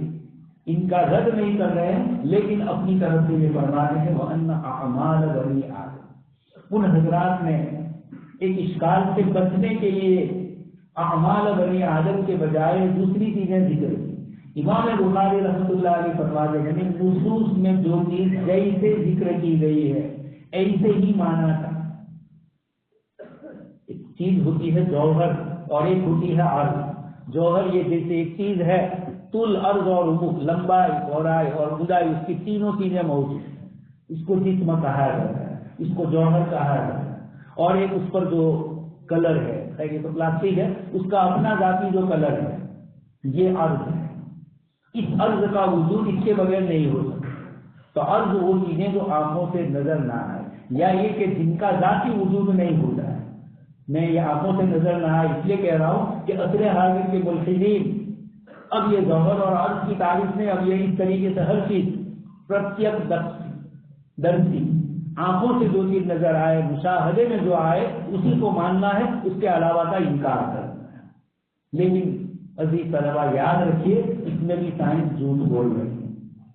سائنسدانوں نے یہ دعویٰ نہیں کیا ہے کہ ہم جتنی بھی چیزیں بتلاتے ہیں سب کی سب بالمشاہدہ آنکھوں سے دیکھی ہوئی ہوتی ہے، بلکہ ایک چیز پر اندازہ لگتا ہے کہ ایسا ہو سکتا ہے، اس سے آگے پھر یہ بھی ہو سکتا ہے، یہ بھی ہو سکتا ہے، اور پوری سائنس کی مار موبائل میں آ جاتا ہے اب فلانا کام ہوگا، فلانی چیز ایسی ہوگی. لوگوں نے آمنا و صدقنا، سائنس پر اتنا ایمان، یوٹیوب کی سچائی پر اتنا شہادت دینا کہ فوراً مان لینا. یہ سائنس خود قبول کر رہی ہے کہ بہت سی چیزیں وہ ہے جو آنکھوں سے نہیں دکھائی دیتی ہے، لیکن ایک سائنسسٹ اپنے تجربے کے درمیان محسوس کرتا جس کا تعلق حسیات سے ہے، مادیت اور جوہریت سے نہیں ہے. اس کو محسوس کر کے وہ کہہ دیتے ہیں کہ ایسا ہوگا، ایسا ہو سکتا ہے، تو ہوگا سے تعبیر کر دیا جاتا ہے. اس لیے جو دعویٰ کرتے ہیں کہ سائنس میں ہر چیز آنکھوں سے دیکھی ہوئی مشاہدہ والی ہے، یہ بھی جھوٹ. سائنس نے خود قبول کر لیا ہے کہ ہر چیز مشاہداتی نہیں ہوتی. تو وَأَنَّ أَعْمَالَ بَنِي آدَمَ، امام بخاری رحمۃ اللہ علیہ فرماتے ہیں کہ بنی آدم کے اعمال ہی کا وزن ہوگا، نہ صحیفے کا، نہ نامہ اعمال کا، نہ خود انسان کا.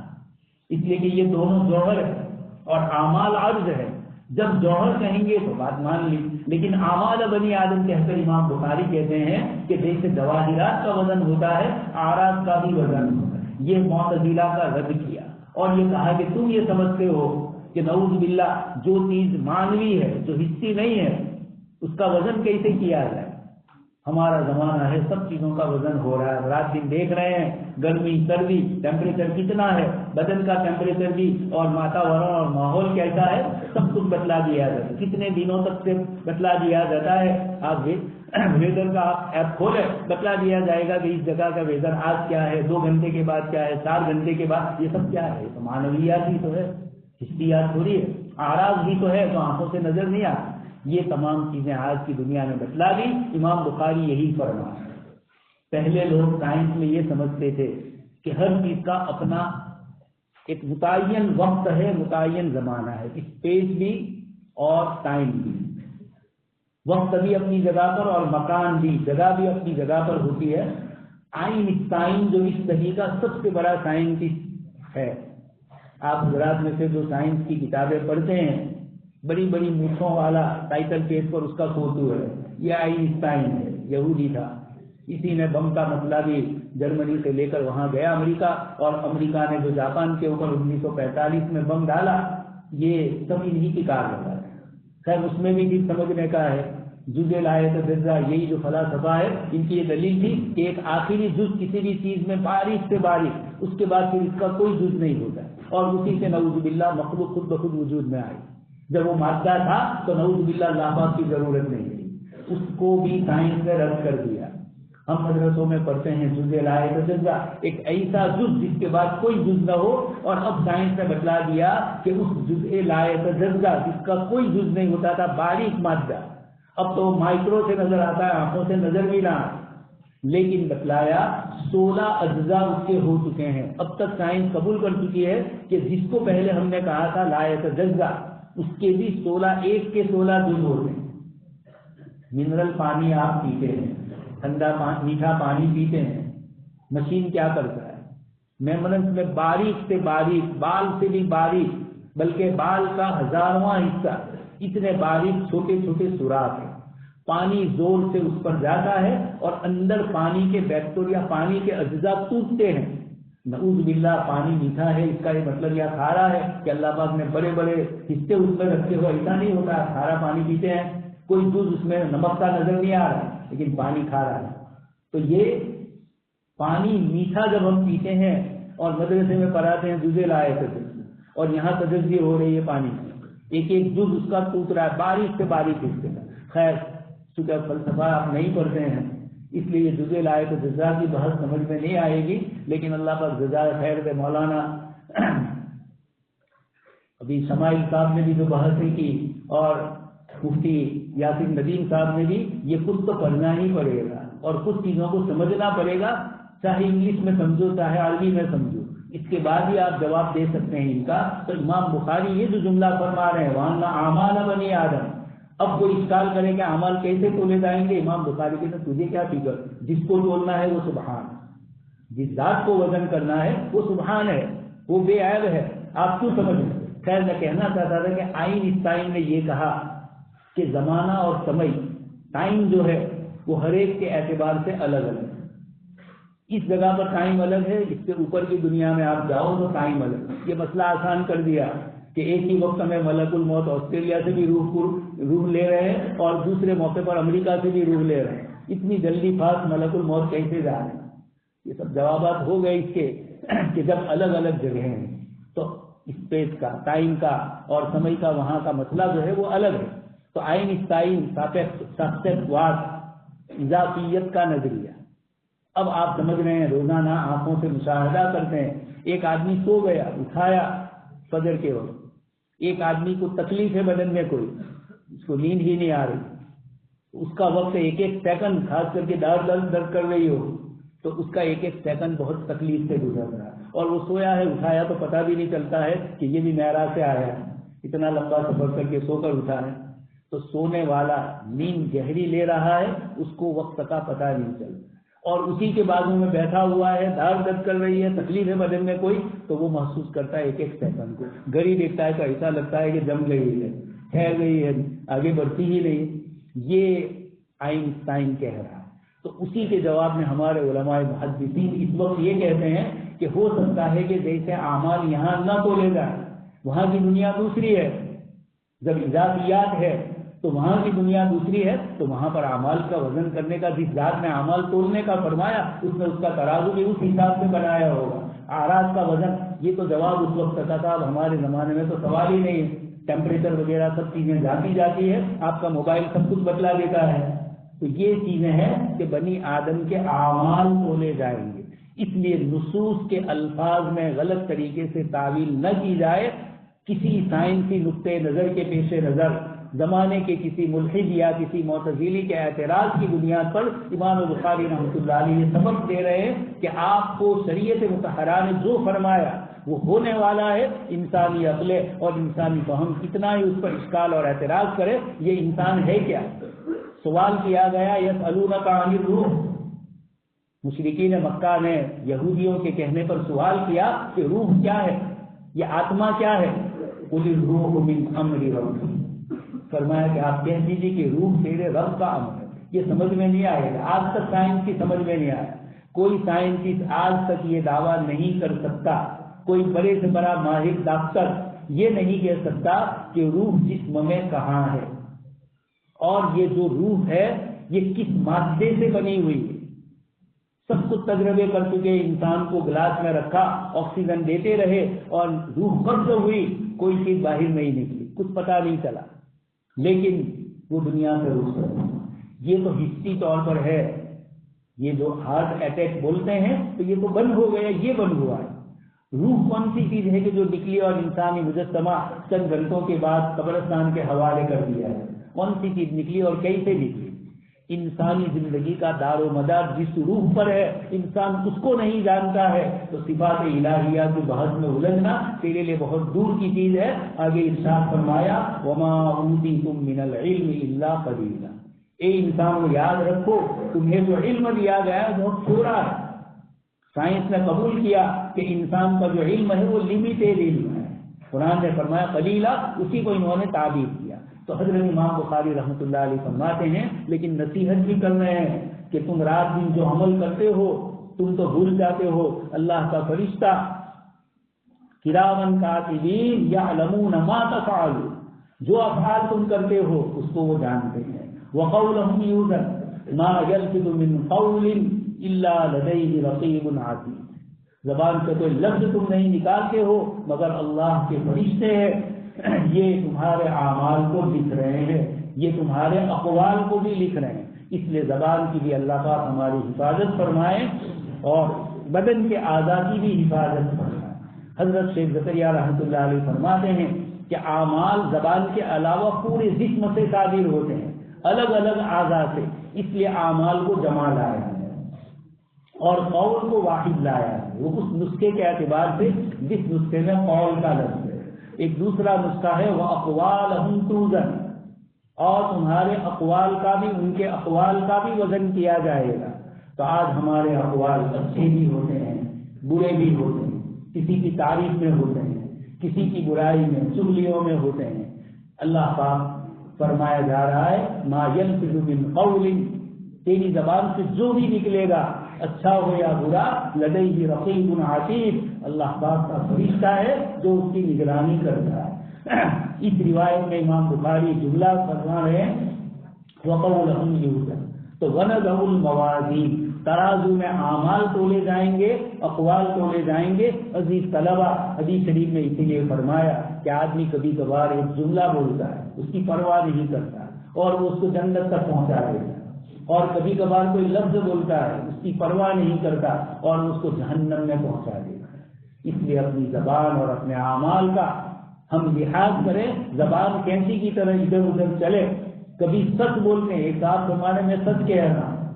لیکن وہ سچ برا ہے اس جھوٹ سے جس سچ میں فتنہ پھیلانا. رات دن دیکھتے ہیں آپ بہت سے لوگ بہت سے فتنے پھیلانے کے لیے کہتے ہیں وہ بولا ہی تھا، تم بولے ہی گے، یہ موبائل میں آ رہا ہے، یہ فتنہ پھیلا کرنا ہے. عدالت میں گواہی دینے کی باتیں الگ ہے اور آپس کے معاملات کے مسائل الگ ہے. اس طریقے کی چیزیں ایک دوسرے کے خلاف یا ایک دوسرے کو زبان کے ذریعے تکلیفیں اور اذیتیں پہنچائی جا رہی ہے. کتاب اللہ نے بہت تفصیل سے اس مسئلے کو ذکر کیا. حدیث شریف میں آپ صلی اللہ علیہ وسلم نے اس پر بڑی چیزیں ذکر فرمائی. حضرت ابوبکر صدیق رضی اللہ عنہ زبان پکڑے ہوئے ہیں اور کہہ رہے ہیں حصائد السنۃ، زبان کی کٹائی ہی سے قیامت کے دن حساب کتاب میں بڑا بھاری ہو. آگے فرماتے وقال مجاہد القسطاس والعدل بقولیہ. قسطاس حدیث شریف میں اور امام بخاری نے جو آیت پیش کی اس میں تو لفظ قسط ہے، لیکن کتاب اللہ میں دوسری جگہ ہے وزنوا بالقسطاس المستقیم، سیدھے ترازو سے وزن کرو. یہ وہاں لفظ قسطاس آیا، دونوں طرح پڑھ سکتے ہیں، قسطاس بھی اور قسطاس بھی. ہماری قرات چونکہ قسطاس والی ہے، وزینوا بالقسطاس، تو امام بخاری کی عادت ہے کہ جب بھی کوئی لفظ کتاب اللہ میں ایک دوسرے سے ملتا جلتا ہو یا ایک معنی کے دو الگ الگ مفردات ہو، امام بخاری رحمۃ اللہ علیہ ان دونوں کو وہاں ذکر کرتے ہیں۔ اسی طرح امام بخاری کی یہ بھی عادت ہے کہ کتاب اللہ کی آیت میں فا، عین اور لام ایک کلمہ اس ترتیب سے ہے، دوسرے کلمے میں عین کلمہ جو پہلے میں استعمال ہوا وہ لام ہو اور جو لام استعمال ہوا وہ عین ہوا ہو، وہاں طالب علم لفظ کے مادے اصلیہ میں شکوک میں مبتلا ہو جائے، کبھی تعلیل ہوئی ہو، حرف علت گر گیا ہو، اس کو پتہ ہی نہ چلے۔ سن چکے ہیں آپ قی، قیاق، وقایۃ مصدر ہے اور اس سے قی امر کا صیغہ بنتا ہے۔ ایک استاد پڑھا رہے تھے مسجد میں اپنے طلبا کو سب کا صیغہ، اور یہی صیغہ پڑھا رہے تھے قی، قیاق۔ ایک صاحب نے حاکم کے پاس جا کر کہا کہ مسجد میں مرغے بلا رہے ہیں، مرغا جو بولتا ہے اس طرح، تو وہ آیا، آ کر دیکھا سنا کہ بچے پڑھ رہے قی، قیاق، پکڑ لیا اس کو۔ تو خیر مجھے کہتا ایسی ہی ہنسی مزاج کی بات ہے۔ تو ایسے کلمات آتے ہیں، ایک ہی حرف نظر آ رہا ہے، تین تین حرف سے صیغہ بنتا ہے لیکن ایک حرف یا دو حرف سے امر کا صیغہ بن جاتا ہے۔ یہ ایسے مواقع پر طالب علم غلط معنی کر سکتا ہے۔ امام بخاری رحمۃ اللہ علیہ اس کی درستگی کے لیے ان کلمات کو بھی ذکر کرتے ہیں۔ یہاں القسطاس کا لفظ لائے العدل بالرومی ہے، مجاہد کا قول ہے، مجاہد کا قول نقل کر کے امام بخاری نے بتلایا کہ وہ غیر مقلدین جو کسی امام کو نہیں مانتے ہیں اور میری طرف نسبت کرتے ہیں کہ میں بھی ان کی طرح ہوں اور میں ہی ان کا امام مطلق ہوں، تو میں ایسا نہیں ہوں، میں خود تقلید کرتا ہوں امام مجاہد کی، سعید بن مسیب کی، عطا کی، طاؤس کی، ابراہیم نخعی رحمۃ اللہ علیہ۔ کئی آپ سن چکے ہیں پوری کتاب میں صحابہ کے اقوال، تابعین کے اقوال، کتاب الطلاق ہے، کتاب النکاح ہے، کتاب الشہادات ہے، کتاب البیوعات ہے، اس میں الگ الگ تابعین کے اقوال امام بخاری نقل کرتے ہیں، یعنی وہ احکام جو کتاب و سنت میں صحیح نہیں ہے اور ان اماموں میں سے کسی نے اپنے زمانے کے اعتبار سے وہ مسئلہ ہے انہوں نے اس کو ذکر کیا، امام بخاری ان پر اعتماد کرتے ہوئے ان کا نام لے کر اپنی کتاب میں اس قول کو نقل کر کے ان غیر مقلدین حضرات کو بتلاتے ہیں کہ تم جو چیز سمجھ رہے ہو وہ صحیح نہیں ہے۔ کتاب و سنت کو سمجھنے کے لیے تسلسل چاہیے، کتاب و سنت سے براہ راست علم حاصل کرنے کے لیے آپ نقلی اساتذہ کے محتاج، ترجیح کے محتاج، بلاغت والوں کے محتاج، فقہ والوں کے محتاج، تو پھر پورے دین اور شریعت کے لیے دنیا کا کوئی کام آپ نے کسی آدمی کو اپنا فریق ٹھیک کرنے کے لیے بلایا، اس کو پوچھا کہ تم نے کاریگری کہاں سیکھی؟ میں نے کہیں نہیں سیکھی، دیکھا فلانے کو کہ اس طرح ٹھیک کر رہا تھا میں بھی کر رہا ہوں، کہیں گے جاؤ بھائی ہمارے مشین کو بگاڑ دو، تم کو کوئی تجربہ نہیں، تمہارے استاد کون ہے؟ فوراً پوچھیں گے کس سے سیکھا؟ تو جب دنیا کی چھوٹی چھوٹی چیزوں میں کس سے سیکھا اس کے بغیر آپ اپنی معمولی سی مشین نہیں دے سکتے ہیں، آپ اپنا موبائل ایسے کو ٹھیک کرنے نہیں دیں گے جو بالکل نہ جانتا ہو، بگاڑ دے گا یہ کہیں۔ اور دین نعوذ باللہ اتنا سستا ہے کہ ہر راستے چلنے والے، ہر گاڑی کے گیرج کو ٹھیک کرنے، گیرج میں گاڑیاں ٹھیک کرنے والا اور وہ رفع یدین کے مسئلے پر ہم سے بحث کرے، یہ دین اتنا سستا نہیں ہے۔ امام بخاری فرماتے ہیں کہ جب مجھے اس بات کا مفہوم نکالنا پڑا تو امام مجاہد سے مجھے وہ علم لینا پڑا۔ اور العدل بالرومیہ یہ لفظ ہے رومی زبان میں اور عدل کے معنی میں۔ کچھ حضرات نے کہا کہ امام مجاہد رحمۃ اللہ علیہ وزن اعمال میں العدل کا لفظ لے کر ترازو مراد نہیں لیتے ہیں، بلکہ لفظ جو وزن آیا اس وزن سے مراد وہ لے رہے ہیں عدل، لازمی مفہوم نتیجہ کہ عدل ہے، یعنی جب وزن ہوگا تو اب کیا ہوگا؟ خفت موازین ہو، جس کا ترازو نیچے ہوگا وہ کامیاب ہوگا اور جس کا اوپر ہوگا اسی طرح ہوا ہوگا تو وہ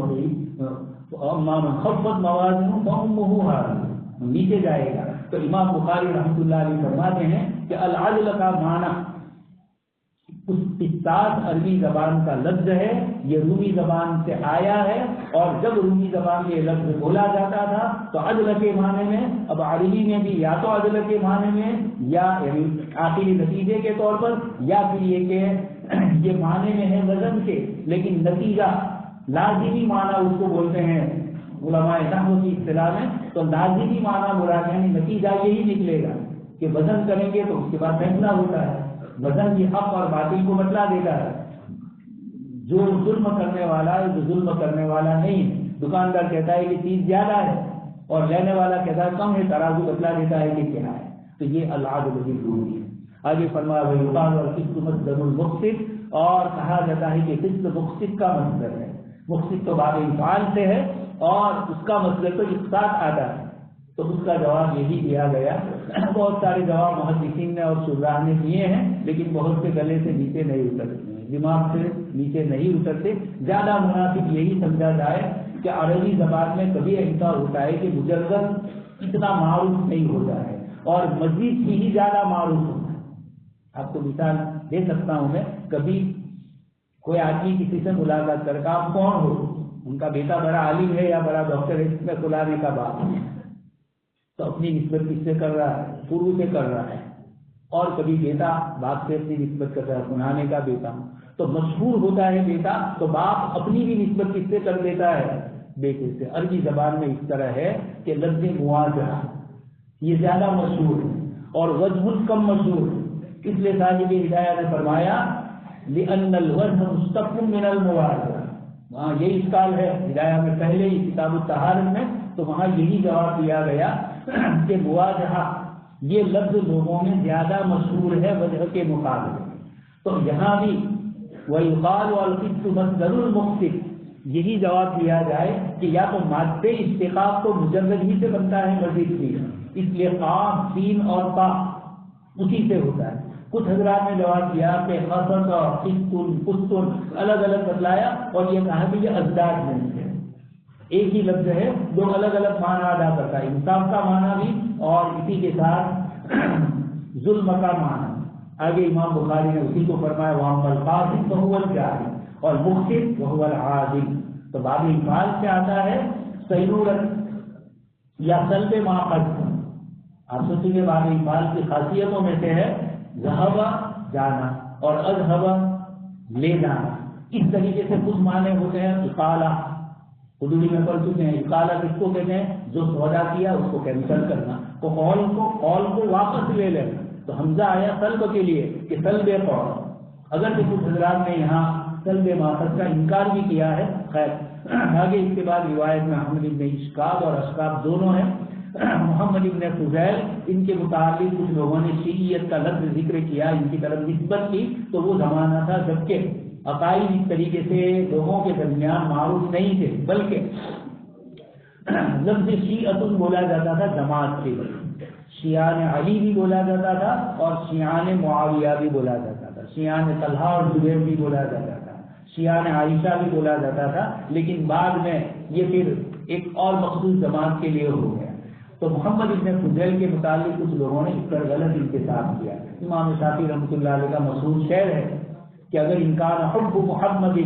کہ اگر آل محمد سے محبت کرنا اگر تشیع ہے تو میں سب سے پہلے شیعہ بننا چاہتا ہوں۔ مطلب یہ تھا کہ سب میں اعتدال ہو، لیکن اہل بیت سے محبت یہ کسی کو شیعہ نہیں بنانی، بلکہ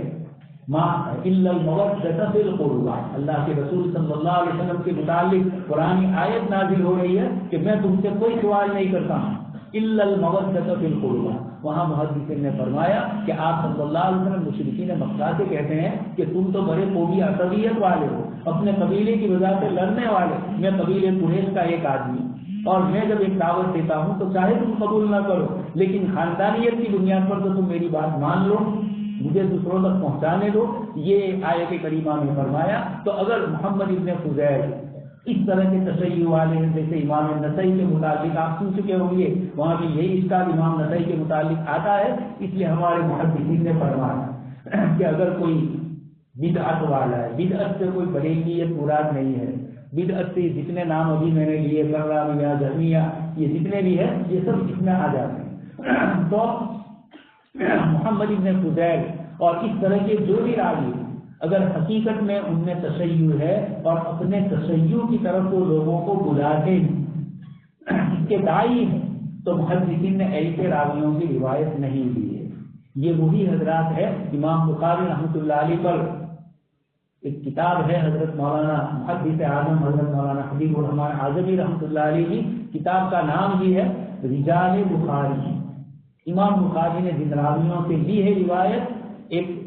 عالم نے کیا، انہوں نے ان راویوں پر کلام کیا. حضرت مولانا حبیب الرحمان اعظمی رحمۃ اللہ علیہ نے اپنی اس کتاب میں ان راویوں کا جواب دیا ہے. اسی میں مروان ابن حکم مشہور ہے، آپ بڑی حضرت عائشہ کی حدیث ایک کو سن چکے ہیں، اس میں مروان ابن حکم کا نام آتا ہے. حضرت مسور ابن مخرمہ کے ساتھ کئی روایتوں میں وہ شریک.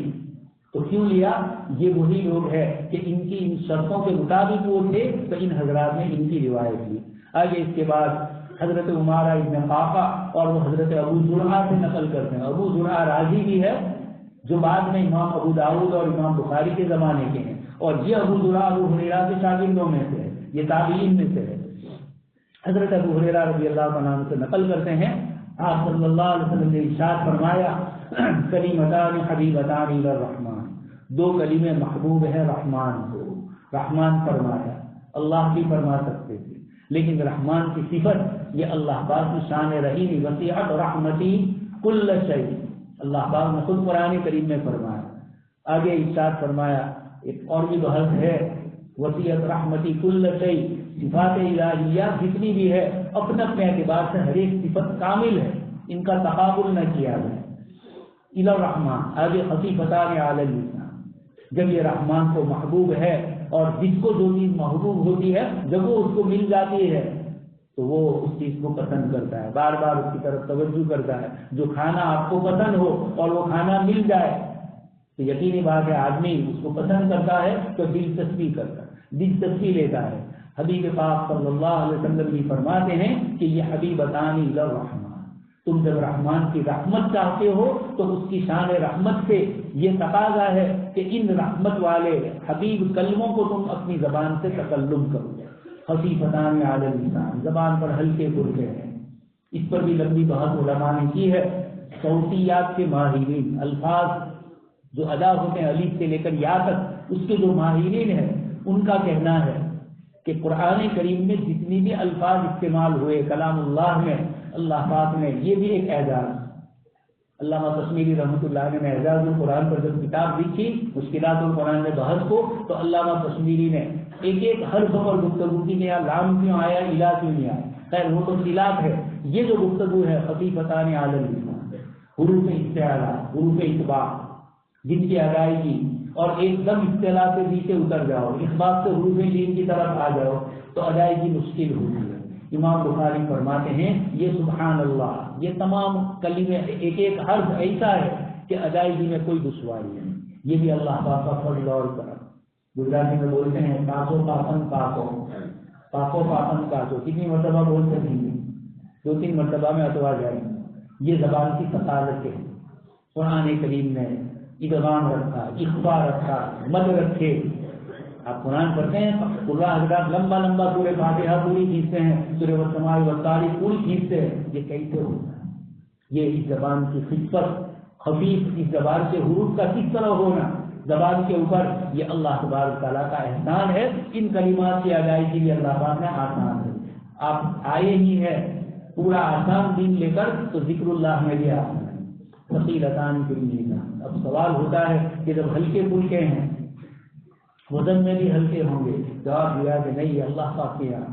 تم ہلکا ادا کرو اور وہاں وزن میں آ جائے. ثقیلتان فی المیزان. آپ سن چکے ہیں 2 فرشتے ہیں.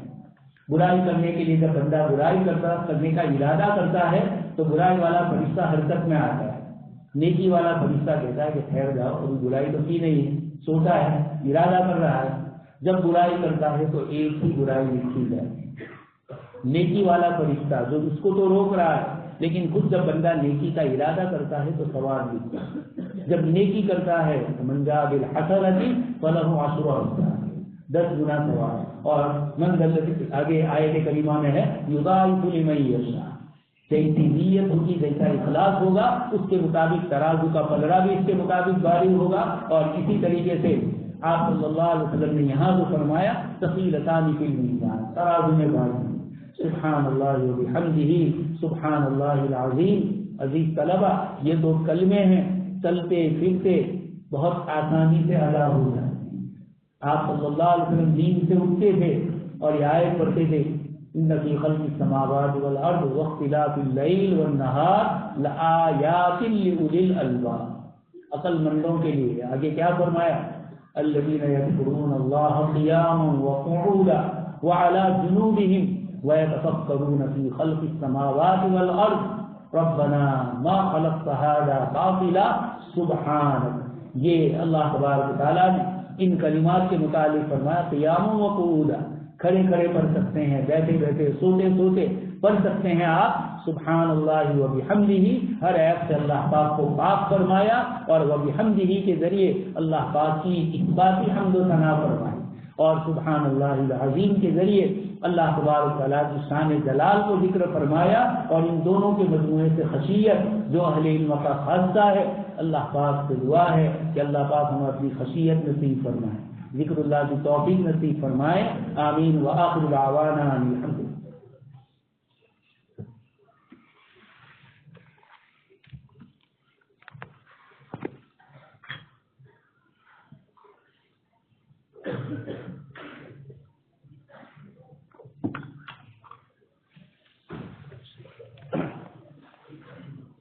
الحمد للہ رب العالمین، والصلاة والسلام علی سید المرسلین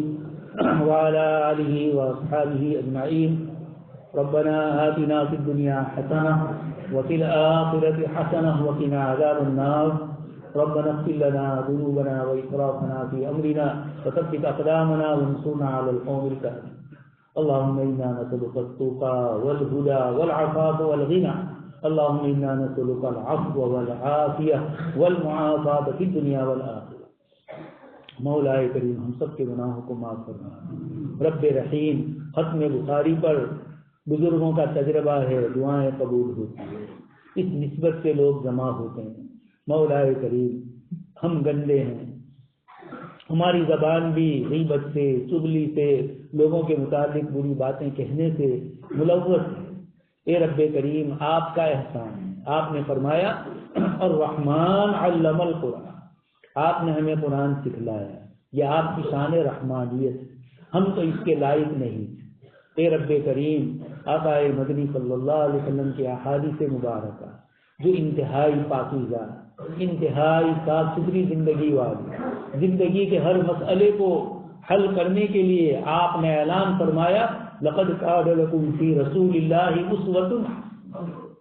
کہ تمہارے لیے جناب نبی اکرم صلی اللہ علیہ وسلم کی زندگی میں بہترین نمونہ ہے۔ اے رب کریم یہ بہترین نمونہ آقا مدنی صلی اللہ علیہ وسلم پر قرآن نازل کر کے فرمایا۔ آقا مدنی صلی اللہ علیہ وسلم کی اقوال، آپ کے افعال اور آپ کی تقریرات، ان سب کا مجموعہ ہی احادیث مبارکہ ہے۔ رب کریم احادیث مبارکہ کی حفاظت کر کے آپ نے جو وعدہ فرمایا تھا اور آپ نے جو چیلنج دیا تھا کہ اللہ کے رسول کی زندگی میں ہی ہمارے لیے نمونہ ہے، اس نمونے کو باقی رکھنے کے لیے آپ نے لاکھوں انسانوں کو حدیث شریف کی یاد کرنے میں، حفظ کرنے میں، رجال کی تحقیق میں، تعدیل میں اے رب کریم آپ نے لگایا، اور ان محدثین کی نام کا ایک ضم غفیر ہے جس نے آقا مدنی صلی اللہ علیہ وسلم کی روایتوں کو جمع کیا۔ روایتوں میں ذرہ برابر کہیں سے کوئی کھوٹ آئی نقل کرنے والوں کی طرف سے، انہوں نے ان کی اس قول کا اعتبار نہ کرتے ہوئے احادیث کے درجے متعین کر۔ مولا یہ آپ کا فضل ہے، یہ آپ کا کرم ہے کہ آپ نے ہمارے لیے اسوہ اور نمونہ ایسی ذات کو بنایا جن کی زندگی کا ہر عمل ہمارے لیے اسوہ اور نمونہ بن سکتا ہے۔ آج کسی یہودی کو سیدنا موسیٰ علیہ السلام کی شریعت پر چلنا ہو تو اس کے پاس کوئی اسوہ اور نمونہ عملی شکل میں موسیٰ علیہ السلام کا موجود نہیں ہے، حضرت عیسیٰ علیہ السلام کی زندگی کا موجود نہیں ہے۔ اور یہاں آقا مدنی صلی اللہ علیہ وسلم کی داڑھی مبارک میں کتنے بال سفید تھے، کہاں کہاں سفید تھے۔ آقا مدنی صلی اللہ علیہ وسلم طائف سے واپس آ رہے ہیں، کئی سے دعائیں فرمائیں۔ عرفات کے میدان میں آقا مدنی صلی اللہ علیہ وسلم کی کیا کیفیت، بدر کے مقام پر رات کو آپ دعائیں مانگ رہے ہیں اور کس کیفیت سے سیہزم الجمع ویولون الدبر فرما رہے ہیں۔ اے مولا کریم آپ بیان فرما رہے ہیں، اور الا وقول الزور بیان کرنے کے لیے آقا مدنی صلی اللہ علیہ وسلم اپنی جگہ سے ٹھیک بیٹھ جاتے ہیں۔ صحابہ کرام نے اس کو بھی نقل فرمایا۔ مولا جس حبیب پاک صلی اللہ علیہ وسلم کی زندگی کے صرف اقوال اور اعمال نہیں، ان کے احوال کو بھی آپ نے محفوظ رکھوایا، ان کی زندگی پر چلنے کی ہمیں توفیق نصیب فرمائے۔ مولا مدارس اسلامیہ میں یہ حدیث شریف کی کتابیں پڑھائی جاتی ہے، یہ کوئی کتابی اعتبار سے پڑھانے کا مطلب جیسے دنیاوی اعتبار سے چیزیں پڑھی جاتی ہے نہیں ہے، یہاں عملی زندگی ہے، یہاں زندگی سے زندگی ملتی ہے، یہاں صدور سے صدور ملتے ہیں، سطور سے صرف سطور نہیں ملتی ہے۔ اے مولا کریم، یہ پاکیزہ سلسلہ ہے، حضرات صحابہ کرام سے لے کر امام بخاری رحمۃ اللہ علیہ اور امام بخاری سے شاہ ولی اللہ تک اور وہاں سے ہمارے اساتذہ تک۔ اے مولا کریم، ہمیں بھی اس سلسلۃ الذہب کے فائدے اور اس کی برکتیں عطا فرما۔ ان حضرات کو جیسے آپ نے علوم سے نوازا اور علوم کے ساتھ علوم سے بھی نوازا، ان کے اعمال صالحہ کو آپ نے قبول فرمایا، ان کو مقبول فرمایا۔ مولا کریم، ہمارے الفاظ گندے ہیں، ہماری ظاہری احوال اور اقوال اس قابل نہیں ہے کہ اپنے آپ کو ان محدثین کی، ان نیک اور پاکیزہ لوگوں کی فہرست میں شامل کرے، لیکن رب کریم اسباب کے درجے میں جب اس ترتیب میں ہم بھی آ گئے ہیں اور آپ کے یہاں حدیث قدسی اور ذکر اللہ کی مجلسوں کے متعلق جو کچھ چیزیں ذکر فرمائی گئی، آپ کے حبیب پاک صلی اللہ علیہ وسلم نے فرمایا اولئک القوم لا یشقی جلیسہم، یہ محدثین اور ذکر کرنے والے اللہ کے نیک بندے ایسے ہیں کہ ان کی مجلس میں بیٹھنے والا بھی محروم نہیں ہوتا ہے۔ مولا رسمی طور پر ہم یہاں بیٹھے ہیں، لیکن جناب نبی اکرم صلی اللہ علیہ وسلم سے ہمارا بجلی کا اور ہمارے کرم کا سلسلہ وابستہ ہے۔ آپ کا ایک بندہ ولی اللہ دہلوی کہتا ہے کہ محدثین کے سینوں سے ایک تار نکلتا ہے اور روضہ اقدس میں جا کر وہ ملتا ہے، آقا مدنی صلی اللہ علیہ وسلم کی روح پر انور لیتا ہے۔ مولا اس کا لحاظ اور لاز فرما کر ہمارے قلوب کو بھی آقا مدنی صلی اللہ علیہ وسلم کی سنتوں میں سرشار فرمائے، آقا مدنی صلی اللہ علیہ وسلم کی سنتوں پر عمل کرنے کی توفیق نصیب فرمائے۔ محبوب عمل اللہ کے رسول صلی اللہ علیہ وسلم کا ہماری نگاہوں میں ہو، ہماری زندگیوں میں آقا مدنی صلی اللہ علیہ وسلم کا عمل ہو۔ اے مولا کریم، آپ کا احسان عظیم ہے کہ آپ نے اس عظیم دین کو اتنی حفاظتوں اور اتنے انتظام کے بعد صاف ستھری شکل میں اور جناب نبی اکرم صلی اللہ علیہ وسلم کی زبان پر ان ھذا صراطی مستقیما مولا فاتبعوہ کی اتباع کرنے کی ہمیں توفیق نصیب فرما۔ مولا کریم، یہ ادارہ اور اس کے بانیین اور خاص کر کے ہمارے مشفق اور مربی اور آپ کے ایک منکسر المزاج بندے، جس کی سر سے لے کر پیر تک پوری زندگی میں عبدیت ہی عبدیت جلتی، ذرہ برابر جس کی زبان سے نہ کوئی تکبرانہ لہجہ،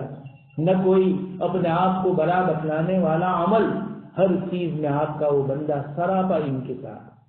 آپ نے فرمایا تلک الدار الآخرۃ نجعلها للذین لا یریدون علوا فی الارض ولا فسادا۔ مولا آپ کا بندہ انہی لوگوں میں سے تھا، لا یریدون علوا، نہ وہ تعلی چاہتا تھا اور نہ فساد تو اس کی زبان سے اور اس کی سوچ و فکر سے بہت دور تھا۔ اے رب کریم، اسی کے نقش قدم پر ہمیں چلنے کی توفیق نصیب کر، ان کے علوم سے، ان کے ذکر اللہ سے، ان کی صلاحیتوں سے اور ان کے مشوروں سے یہ ادارہ جو مولا کریم ترقی پر گامزن ہے، مولا کریم ہم سب کو ان کے نقش قدم پر چلنے کی توفیق نصیب کر۔ مولا کریم، اسباب کے درجے میں انسان ہوتا ہے، اصل تو آپ ہی مسبب الاسباب ہے، لیکن آپ اس ادارے کو اچھے افراد فراہم کر دیں، اس کے انتظامی امور چلانے والے متقی اور پرہیزگار اور تعلی سے خالی افراد ہو۔ اے رب کریم، وہ آپ کو پسندیدہ ہے۔ مولا ہم سب کو بھی اسی نقش قدم پر چلا، آقا مدنی صلی اللہ علیہ وسلم کے نقش قدم پر جیسے آپ کے نیک اور صالح بندے اور یہ آپ کا بندہ ابو بکر چلا ہے، اے رب کریم ہمیں بھی ان کے طریقے پر چلنے کی توفیق نصیب فرمائے، ان کی قرن نصیب فرمائے۔ وہ صرف ادارے کی قرآن لے کے نہیں بیٹھتے تھے، جب بھی بات چیت ہوتی تھی معاشرہ اور سماج اور مسلمانوں کے مسائل کے سلسلے میں بھی اندر بہت قرآن تھی، اس لیے کہ آقا مدنی صلی اللہ علیہ وسلم ہم ان کے نائب صرف علم میں نہیں ہے، عمل میں بھی نائب ہے۔ اے مولا،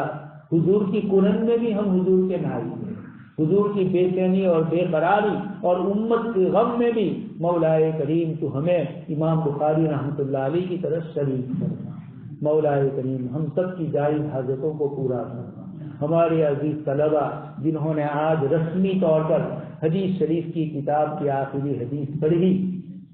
اے مولا کریم ان کے علوم میں برکتیں نصیب فرما، ان کے اعمال میں برکتیں نصیب فرما، ان کے تقوی اور طہارت میں برکتیں نصیب فرما۔ دین کے خادم بن کے امت میں جہاں بھی جائیں آپ ان میں علو اور فساد فی الارض سے دوری پیدا فرما کر تعلی سے پاک کر کے اخلاص و للہیت کے ساتھ ان کو خدمت کرنے کی توفیق نصیب فرمائے۔ ادارے کو ظاہری باطنی ہر اعتبار سے ترقیات سے نوازے، کام کرنے والوں میں اخلاص و للہیت اور تندرستی اور ان کی چستگی عطا ہے۔ مولا کریم آپ ہی کے دین کا کام ہے، ہم سب تو اسباب کے ذریعے ہیں، مولا اس بہانے ہماری بخشش ہو جائے، ہماری آپ کے دربار عالی میں پیشی ہو تو کم سے کم دین کے خادمین میں ہمارا شمار ہو۔ اے مولا کریم ہم سب کی دعاؤں کو محض اپنے فضل و کرم سے اور جناب نبی اکرم صلی اللہ علیہ وسلم کے صدقے میں قبول فرمائے۔ اللہم انا نسألک من خیر ما سألک منہ نبیک و حبیبک محمد صلی اللہ علیہ وسلم ونعوذ بک من شر ما استعاذک منہ نبیک و حبیبک محمد صلی اللہ علیہ وسلم انت المستعان علیک البلاغ لا حول ولا قوة سبحان ربک رب العزة عما یصفون وسلام علی المرسلین والحمد للہ۔